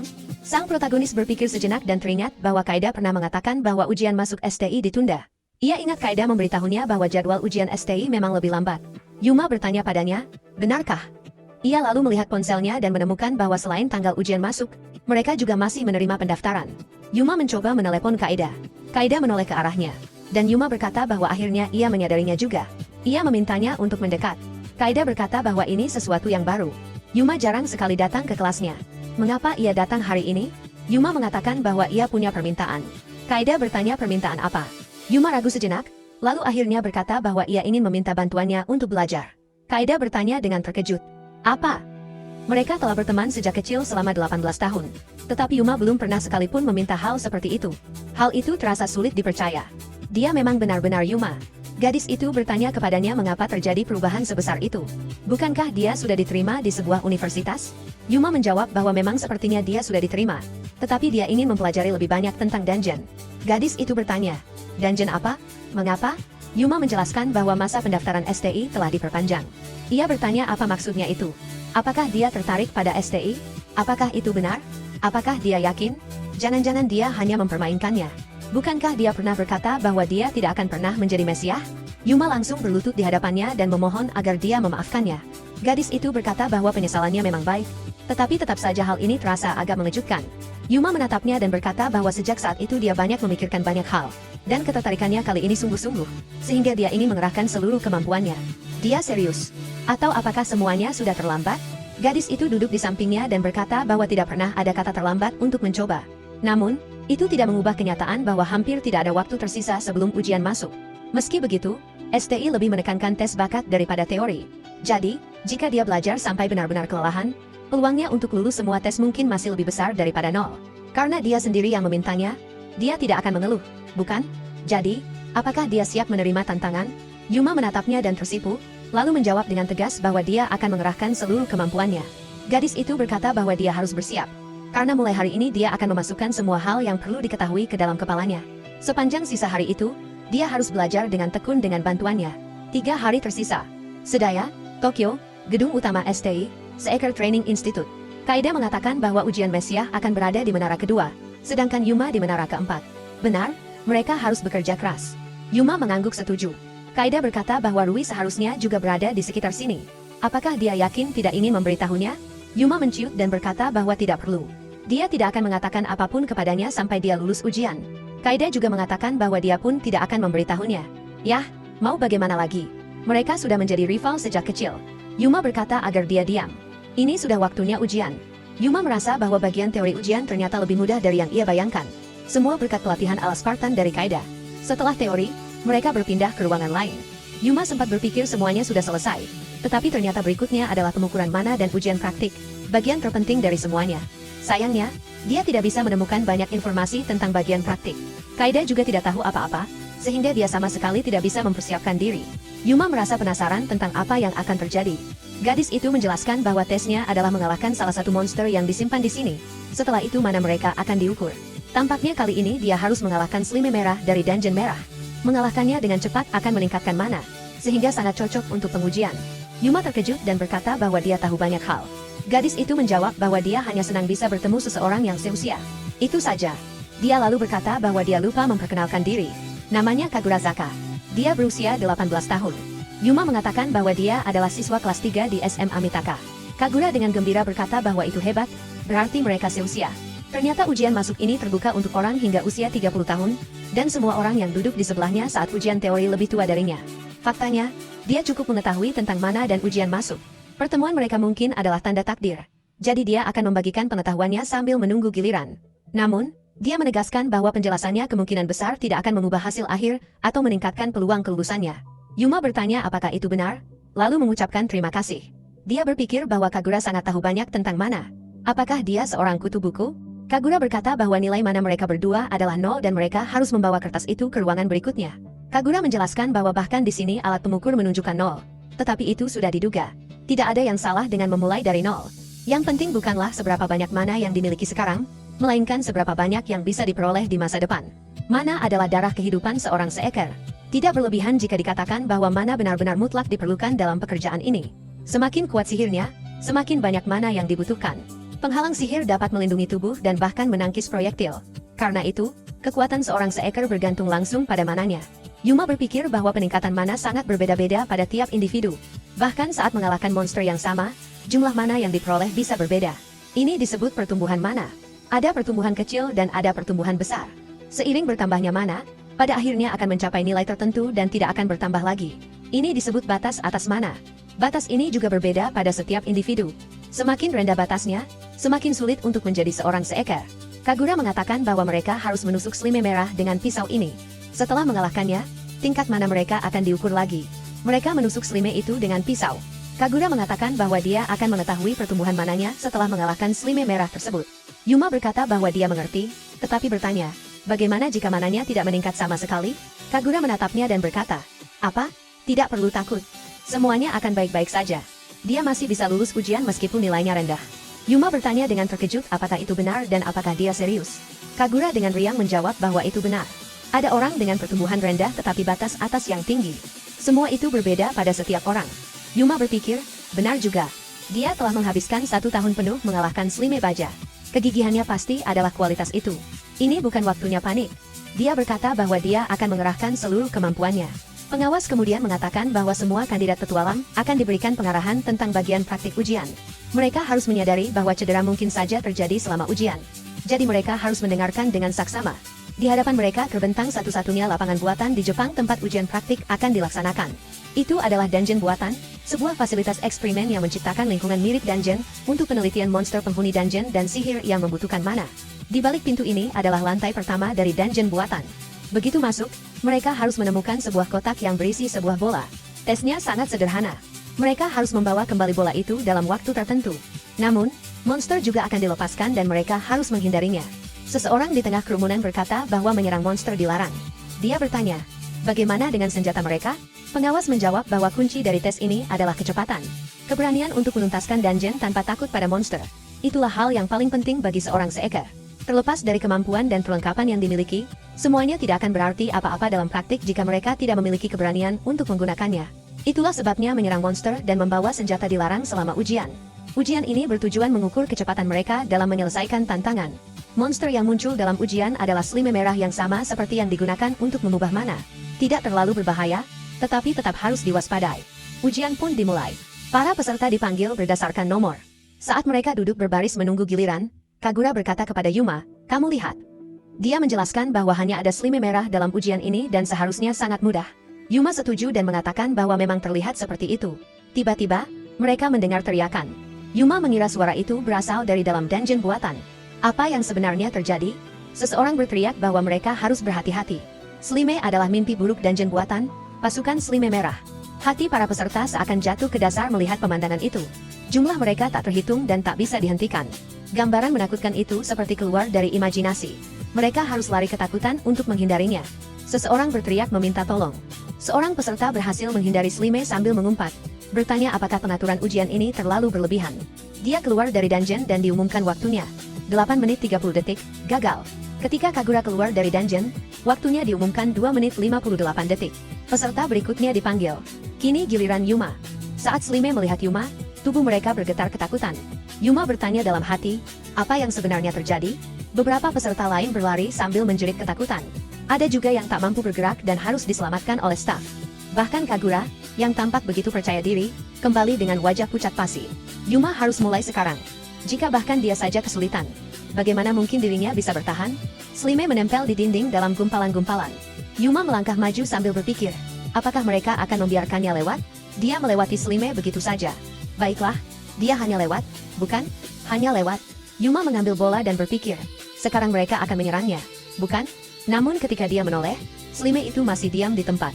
Apa yang terjadi? Tampaknya tidak ada bahaya. Mungkin mereka kelelahan karena terlalu banyak peserta. Itu bagus. Peserta sebelumnya sudah membuat mereka lelah dan sekarang mereka memilih beristirahat. Saat Yuma keluar dari dungeon, diumumkan bahwa waktunya 2 menit 28 detik, waktu tercepat sejauh ini. Kagura memujinya dan mengatakan bahwa itu kerja yang luar biasa. Yuma menjawab bahwa itu tidak istimewa. Semua karena Kagura berada di depannya. Dia hanya beruntung. Kagura bertanya apa yang telah dia lakukan. Ujian pun selesai. Kagura berpamitan dan berkata bahwa mereka akan bertemu lagi. Dia berharap mereka berdua lulus. Yuma mengeluarkan ponselnya dan melihat pesan dari Kaida. Dia menulis bahwa ujian Mesiah berlangsung lebih lama dari perkiraannya. Jadi Yuma tidak perlu menunggunya dan sebaiknya langsung pulang. Bagaimana hasilnya? Apakah semuanya baik-baik saja? Yuma merasa telah melakukan segalanya yang dia bisa. Yang tersisa hanyalah menunggu hasil. Seminggu kemudian, Yuma menatap surat itu dengan sangat gembira. Isinya mengucapkan selamat, dia lulus. Yuma begitu bahagia sampai berteriak keras. Ibunya menegurnya agar tidak berisik. Yuma pun meminta maaf. Dia baru sadar bahwa meskipun dia sendiri sudah lupa, orang tuanya masih mengira dia akan masuk universitas biasa. Dia harus memberitahu mereka semuanya. Yuma memanggil ibunya. Ibunya menjawab dengan santai bahwa sebentar lagi dia akan menjadi mahasiswa dan harus bersikap seperti orang dewasa. Yuma mengatakan bahwa saat ayahnya pulang, dia perlu berbicara dengan mereka tentang sesuatu. Pada musim semi nanti, dia tidak akan masuk universitas. Dia akan masuk Seeker Training Institute. Orang tuanya terkejut. Ibunya bertanya, Institut Seeker? Apa itu? Yuma menjelaskan bahwa itu adalah lembaga pelatihan Seeker, disingkat STI. Dia harus lulus dari sana untuk bisa diterima di perusahaan dungeon. Ibunya merasa anaknya telah tumbuh begitu pesat. Dari sudut pandangnya, apa yang biasanya dilakukan Yuma? Bermalas-malasan, bermain dengan Mamesu, selalu online.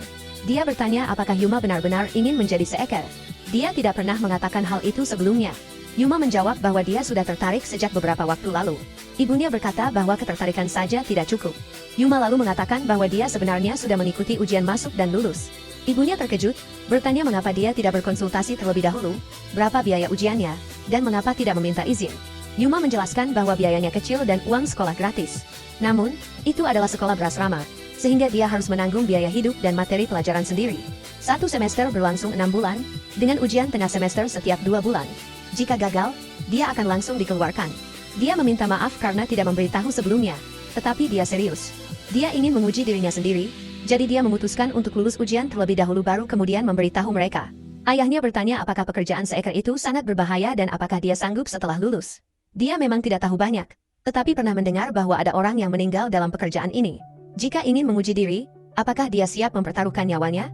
Yuma menjawab bahwa dia siap. Pekerjaan petualang adalah melawan monster dan menambang batu sihir. Bahkan Slime dari lubang saja sudah merobek pakaiannya hingga hancur.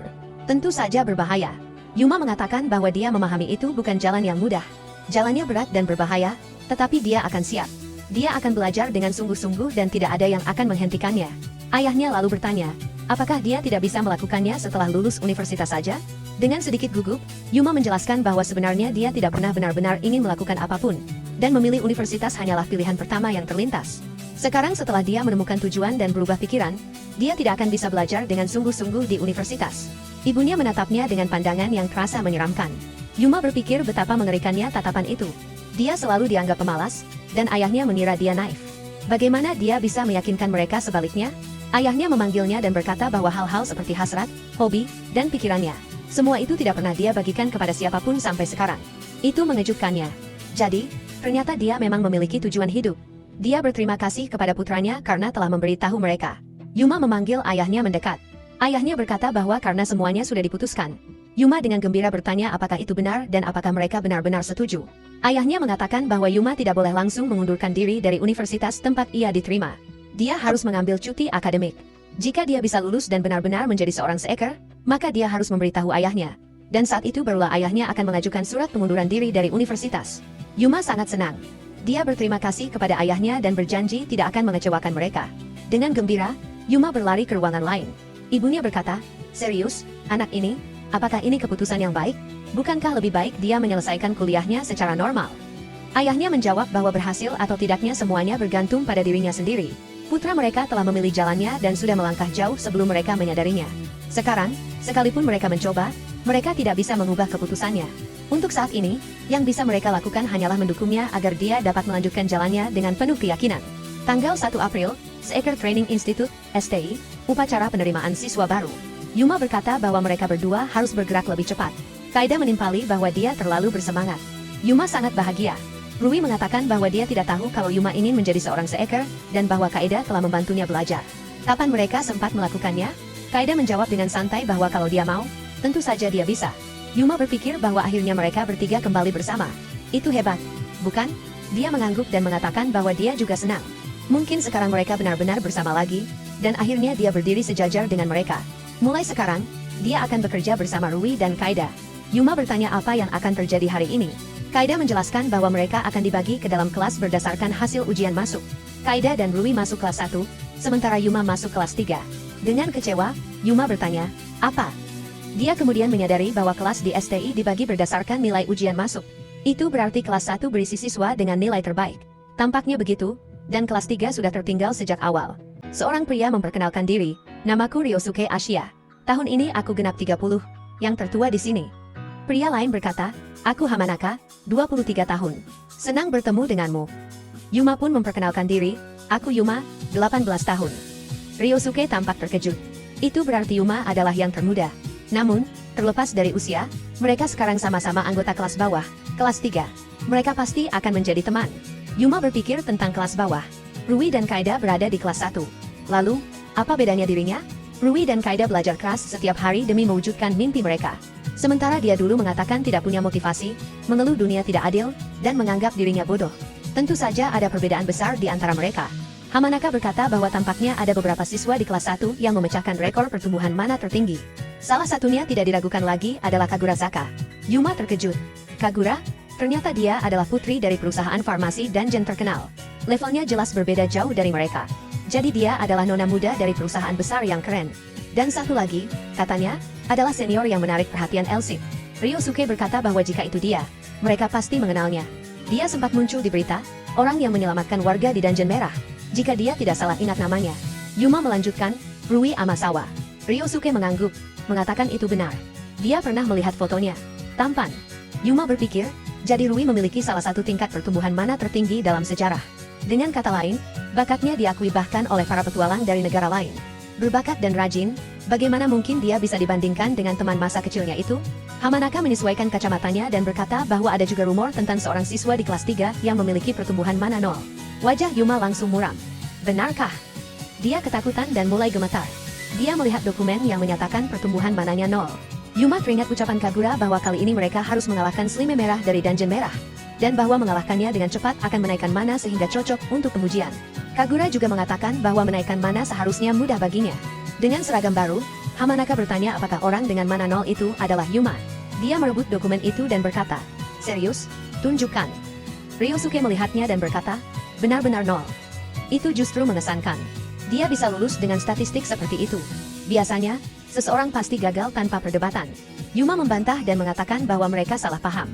Nilainya sangat bagus baik di ujian teori maupun praktik. Yuma sendiri pun tidak menyangka mananya akan tetap 0.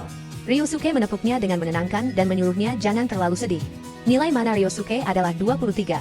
Dia mengatakan bahwa meskipun itu jelas bukan 0, tetap saja rendah. Tidak terlalu berbeda jauh dari Yuma. Nilai mana Hamanaka adalah 0,19. Dia berkata bahwa mereka memang tidak memiliki bakat untuk menumbuhkan mana, dan tidak ada yang bisa dilakukan soal itu. Namun, masih terlalu dini untuk menyerah. Mereka hanya lambat berkembang karena batas maksimum mana mereka bisa saja sangat besar. Memulai dengan selisih kekuatan sebesar itu memang mengkhawatirkan. Tetapi yang terpenting adalah mencapai garis akhir, meskipun lambat. Kata-katanya menyemangati yang lain. Yuma berkata, benarkah? Ryosuke mengangguk. Mereka adalah para jenius yang mekar terlambat, dan semuanya baru saja dimulai. Mereka pun bersorak. Sejak saat itu, bertiga mereka mengumpulkan tekad dan bekerja keras. Mereka berlatih di lingkungan simulasi, mempelajari hukum-hukum dungeon dan urusan korporasi dengan gila-gilaan. Sisa waktu mereka habiskan di dungeon biru untuk melawan monster. Ketika ditanya apakah ingin berlatih lagi di dungeon simulasi, Yuma menjawab dengan penuh semangat. Karena berada di kelas 3, sekecil apapun kemajuannya, dia ingin memberikan segalanya untuk membangkitkan kekuatannya. Dia benar-benar bersemangat. Yuma berpikir bahwa statistiknya paling rendah. Jadi dia harus berusaha lebih keras daripada Ryosuke dan Hamanaka. Dia yakin kekuatannya akan bangkit jika dia mendedikasikan diri pada latihan. Dia harus meningkatkan mananya. Nilai mana Ryosuke kini 41,23. Nilai mana Hamanaka 35,62. Sementara itu, mana Yuma tetap stabil di angka 0. Ryosuke berkata bahwa karena mana Yuma selalu 0, mungkin itulah batasnya. Jika tidak naik 1 poin pun, itu bahkan tidak bisa disebut sebagai kematangan yang terlambat. Bagian terburuknya sekarang adalah mereka semua harus menaikkan mana hingga 50 sebelum ujian tengah semester agar tidak dikeluarkan. Hamanaka berkata dengan sedih bahwa tampaknya mustahil bagi orang sepertinya untuk menjadi seorang seekor. Namun, ia juga mengatakan bahwa masih ada waktu dan mereka harus berusaha sekeras mungkin sampai detik terakhir. Yuma berpikir bahwa masalah peningkatan mana bukan hanya dialami oleh mereka bertiga.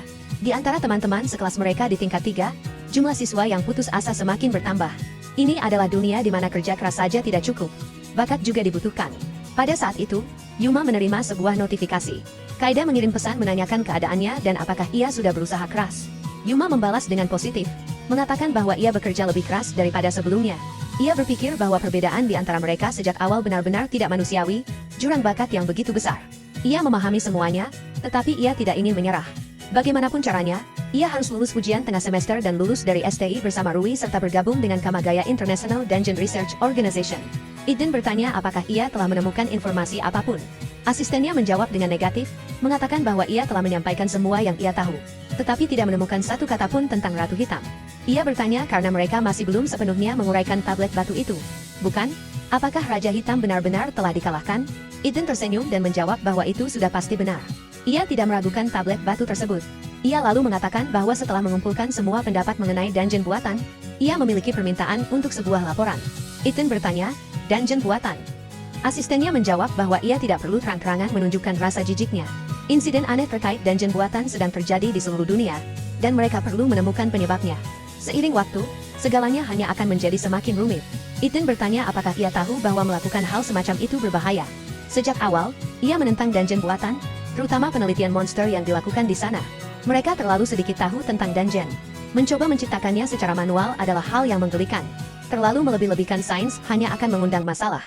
Bulan Juni, 2 bulan setelah bergabung dengan STI, diadakan simulasi eksplorasi dungeon gabungan.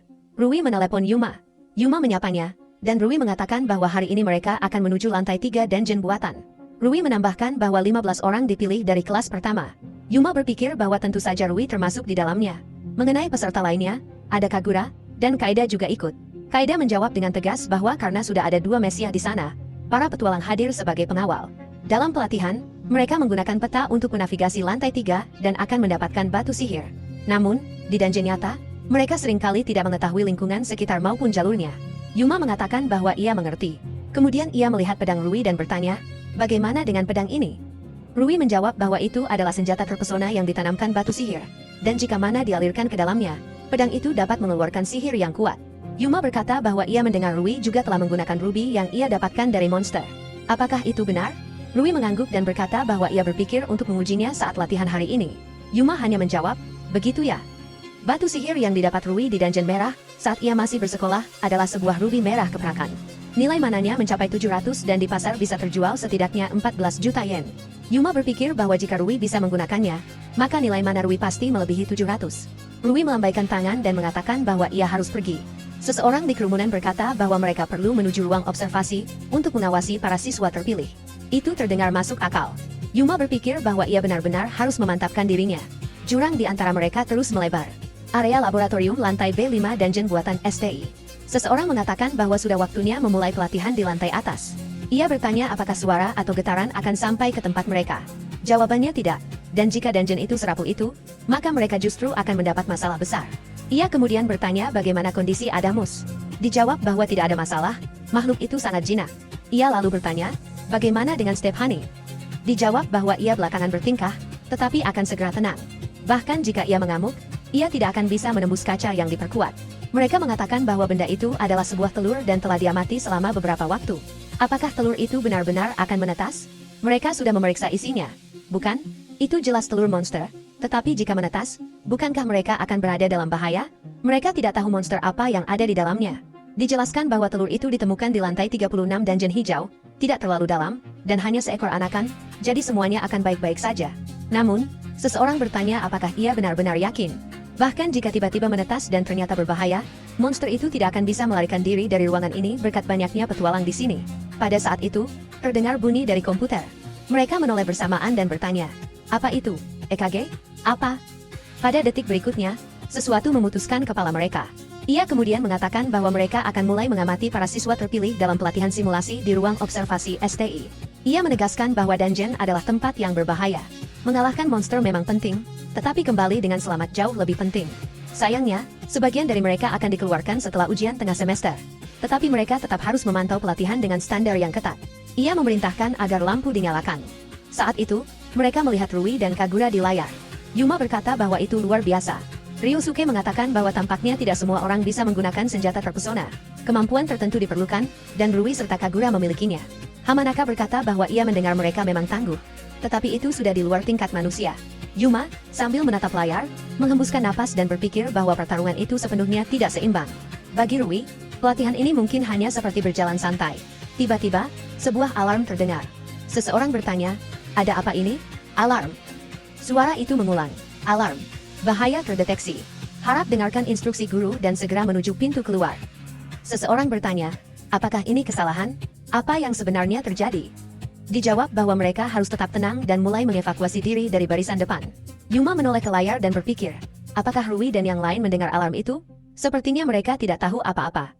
Pada saat itu, Yuma melihat Kaeda di layar di belakang semua orang. Detik berikutnya, Kaeda terjatuh menembus tanah. Yuma melihat semua itu dan langsung berlari menuju pintu keluar. Seseorang bertanya, kemana dia pergi? Dia seharusnya kembali. Yuma berpikir bahwa siswa yang jatuh itu adalah Kaeda. Ia hanya sempat melihat wajahnya sekilas, tetapi ia tidak meragukannya sama sekali. Ia mengatakan bahwa keadaannya buruk. Kaeda telah jatuh. Rui menunduk dan berpikir bahwa ia harus menenangkan diri.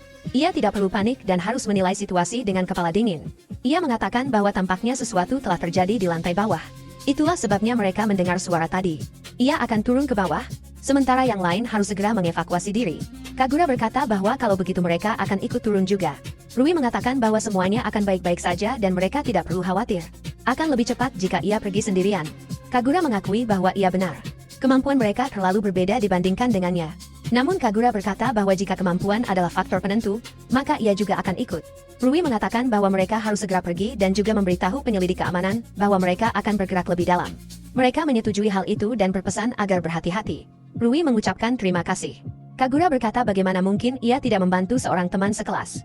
Setelah itu, mereka berdua melompat turun. Kagura mengatakan bahwa tempat itu gelap. Rui berkata ia akan menerangi jalan dengan sihir. Ia melihat sekeliling dan bertanya-tanya karena tidak ada siapapun. Kemana dia pergi? Jika ia hanya terjatuh, seharusnya ia masih terbaring di sana. Kagura berjongkok dan berkata bahwa mereka perlu memeriksa apakah itu darah. Rui mengatakan bahwa ia tidak berpikir Kaeda berjalan dengan kemauannya sendiri. Sesuatu telah menyeretnya pergi. Kagura mengatakan bahwa Kaeda dalam bahaya dan mereka harus segera bergerak. Rui setuju dengannya. Sementara itu, Yuma mengintip dan bertanya-tanya bagaimana caranya ia bisa membaur dengan kerumunan dan masuk ke dalam dungeon. Tiba-tiba, seseorang memanggilnya dan bertanya apa yang ia lakukan di sana. Yuma menduga bahwa orang itu adalah peneliti yang bertanggung jawab atas keamanan. Ia menjawab bahwa ia hanya khawatir pada seorang teman yang telah masuk ke dalam dungeon. Peneliti itu mengatakan bahwa mereka sedang menuju untuk membantu para siswa di dalam dungeon dan Yuma seharusnya mengikuti instruksi guru, serta segera mengevakuasi diri ke tempat aman. Yuma berpikir bahwa meskipun ia berkata demikian, menemukan Kaeda jelas bukan prioritas mereka. Itu berarti ia harus melakukannya sendiri. Ia harus. Ia perlu memikirkan cara agar bisa masuk dengan cepat tanpa ketahuan. Pada saat itu, seorang pria lewat sambil membawa sebuah peralatan. Yuma melihatnya dan berpikir bahwa itu adalah peralatan yang sama yang digunakan di dungeon. Inilah kesempatannya. Jika ia bisa bersembunyi di dalamnya. Ia berada di titik buta kamera dan tidak ada yang memperhatikan. Ia harus bertindak sekarang. Ia berubah ke bentuk lain dan berpikir bahwa ia perlu berubah menjadi cairan. Berhasil. Ia masuk ke dalam tas itu. Kaida pasti sedang menunggunya. Ia pasti akan menyelamatkannya. Dungeon buatan, area laboratorium lantai 5 STI. Mereka masuk ke dalam dan seseorang berkata, "Apa?" Lalu terdengar suara lain, "Sial, semuanya sudah mati." Ia berkata bahwa mereka perlu memeriksa. Kaca penguat kandang telah pecah dan tidak ada monster di dalamnya. Mereka telah kabur. Pada saat itu, sebuah monster muncul di atasnya. Ia berteriak saat monster itu mulai memakan kepalanya. Sementara itu, Yuma terus bergerak semakin jauh. Sebuah laboratorium untuk mengamati makhluk berisiko tinggi. Detik berikutnya, sebuah monster muncul di hadapan Yuma. Seseorang berkata bahwa mereka perlu membawa peralatan itu ke dalam. Ia bertanya apa isi tas tersebut. Dijawab bahwa di dalamnya ada senjata sihir dan ia juga perlu membawanya. Ia mengangkat tas itu dan berkata, "Apa benar seberat ini?" Bahunya hampir copot. Ia bertanya apakah orang itu sudah benar-benar gila. Di dalam tas itu ada peralatan yang biasanya membutuhkan 2 orang untuk membawanya. Ia tidak perlu bertindak sejauh itu. Yuma yang berada di dalam tas meminta maaf. Karena dirinya, tas itu menjadi sangat berat. Ia berhasil masuk. Tetapi bagaimana caranya menemukan Kaida? Saat mereka membawanya, ia jelas tidak bisa mengintip keluar. Yuma pun menguping percakapan mereka. Seseorang bertanya apakah semuanya baik-baik saja. Dijawab tidak, karena salah satu siswa jatuh menembus lantai ke lantai 4.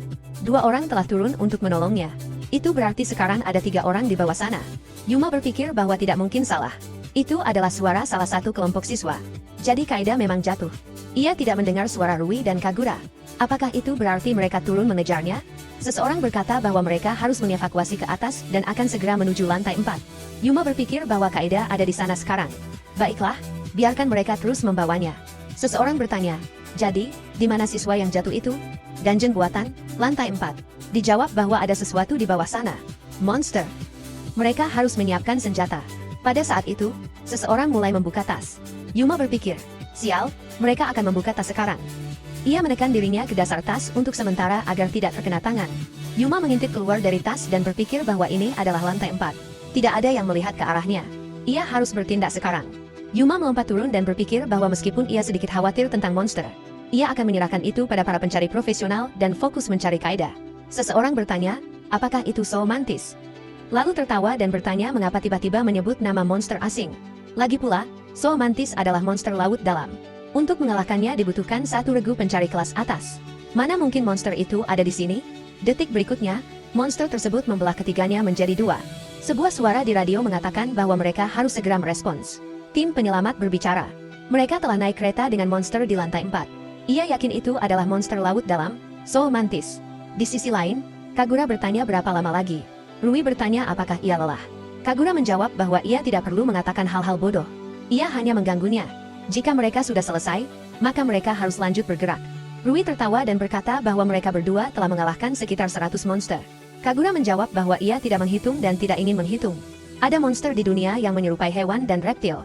Jadi mengapa laboratorium STI hanya mengumpulkan monster serangga? Rui berkata mungkin karena mereka lebih mudah dikumpulkan karena hidup berkoloni. Kagura mengatakan bahwa meskipun begitu, mereka tetap menjijikkan. Bagaimana mungkin orang-orang tidak memahami hal itu? Di sisi baiknya, monster serangga rentan terhadap sihir anginnya dan sihir api Rui, jadi mereka tidak akan menimbulkan masalah. Rui mengangguk dan berkata bahwa yang perlu mereka lakukan hanyalah menemukan Kaida. Pada saat itu, ia mendengar suara. Mereka menatap ke depan dan melihat sebuah monster. Kagura berkata bahwa monster itu pernah mereka pelajari di kelas. Rui juga berpikir demikian. Namun, apa ini? Apa yang dilakukan Arachne dari Dungeon Hijau di sini? Rui berpikir tentang monster yang mampu mengendalikan benang baja yang bisa memotong apapun. Mereka tidak bisa mengalahkannya sekarang. Tetapi mungkin monster itu sedang menghalangi jalan mereka menuju Kaida. Pada saat itu, monster tersebut mulai menyerang mereka.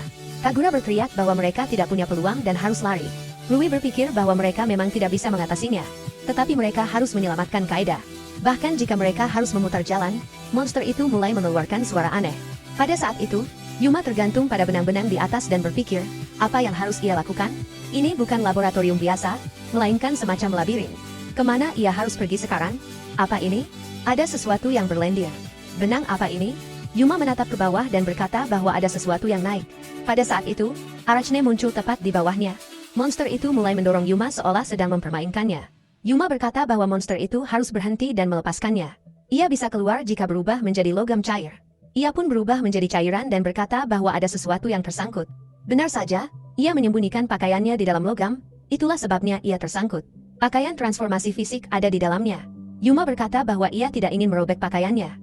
Itu berarti ia harus mengubah seluruh tubuhnya menjadi pedang. Yuma mendarat dan berkata bahwa ia berhasil keluar. Ia menatap monster yang melaju ke arahnya dan berkata, inilah dia. Baiklah, monster itu memang menginginkannya. Yuma berubah ke bentuk lain dan berkata bahwa ia harus menyelamatkan Kaeda. Jadi ia harus bergerak lebih cepat. Monster itu mulai menyerangnya. Yuma berkata bahwa monster itu lebih lemah dari yang ia kira. Pada saat berikutnya, ia menghabisi monster itu dan berkata bahwa ia sudah memahami polanya. Yuma teringat bahwa dungeon buatan berisi banyak monster yang digunakan untuk pelatihan. Ia berkata bahwa memang begitulah kekuatan monster latihan. Sepertinya monster itu tidak menjatuhkan batu sihir. Tetapi ia tidak punya waktu untuk memikirkannya sekarang. Ia harus mencari Kaeda.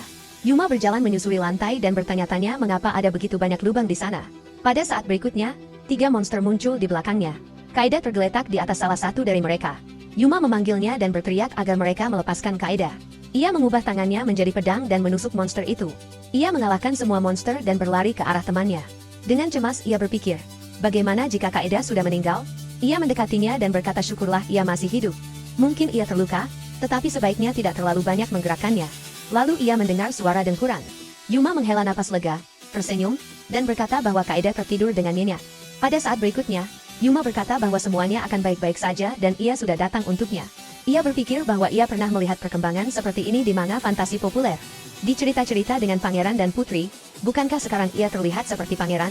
Putri Kaeda, tidak apa-apa, ia datang untuk menyelamatkannya. Pada saat itu, Kaeda membuka matanya dan memanggil Yuma. Namun, ia melihat sesuatu yang tampak seperti monster di hadapannya. Ia menjerit dan kembali pingsan. Yuma bertanya apa yang terjadi, lalu menyadari bahwa penampilannya sekarang memang seperti monster. Ia meminta maaf padanya. Yuma berkata bahwa ia harus membawa Kaeda ke tempat yang aman. Apakah jalan yang ia lalui tadi masih bisa digunakan? Pada saat itu, monster yang baru saja ia bunuh muncul lagi di belakangnya. Monster itu melilit tubuhnya. Yuma bertanya bagaimana mungkin monster itu masih hidup dan menyuruhnya melepaskan. Saat mereka bergulat, mereka terjatuh lebih dalam lagi ke lantai 5. Teriakan Yuma membuat Rui dan Kagura menoleh dan menyadari keberadaan Kaeda. Rui berkata bahwa ada suara dari arah sana dan mereka harus memeriksanya. Kagura memanggil Kaeda, lalu duduk di sampingnya dan berkata bahwa tidak apa-apa, ia masih hidup. Mereka harus kembali. Mereka tidak bisa melawan monster sekarang dan harus bergerak dengan sangat hati-hati. Rui berkata bahwa Kagura benar. Jika mereka bertemu Arachne lagi, mereka tamat. Mereka tidak punya senjata tersisa. Rui berkata bahwa ia akan memeriksa rute dan mengandalkan Kagura. Sementara itu, Yuma terbaring di reruntuhan dan berkata bahwa ia terlempar sejauh itu.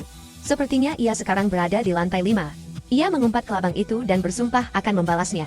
Ia harus segera kembali membawa Kaeda ke lantai 4. Namun pada saat itu, Yuma melihat bukan hanya kelabang, melainkan juga monster lain di hadapannya. Ia bertanya-tanya siapa itu.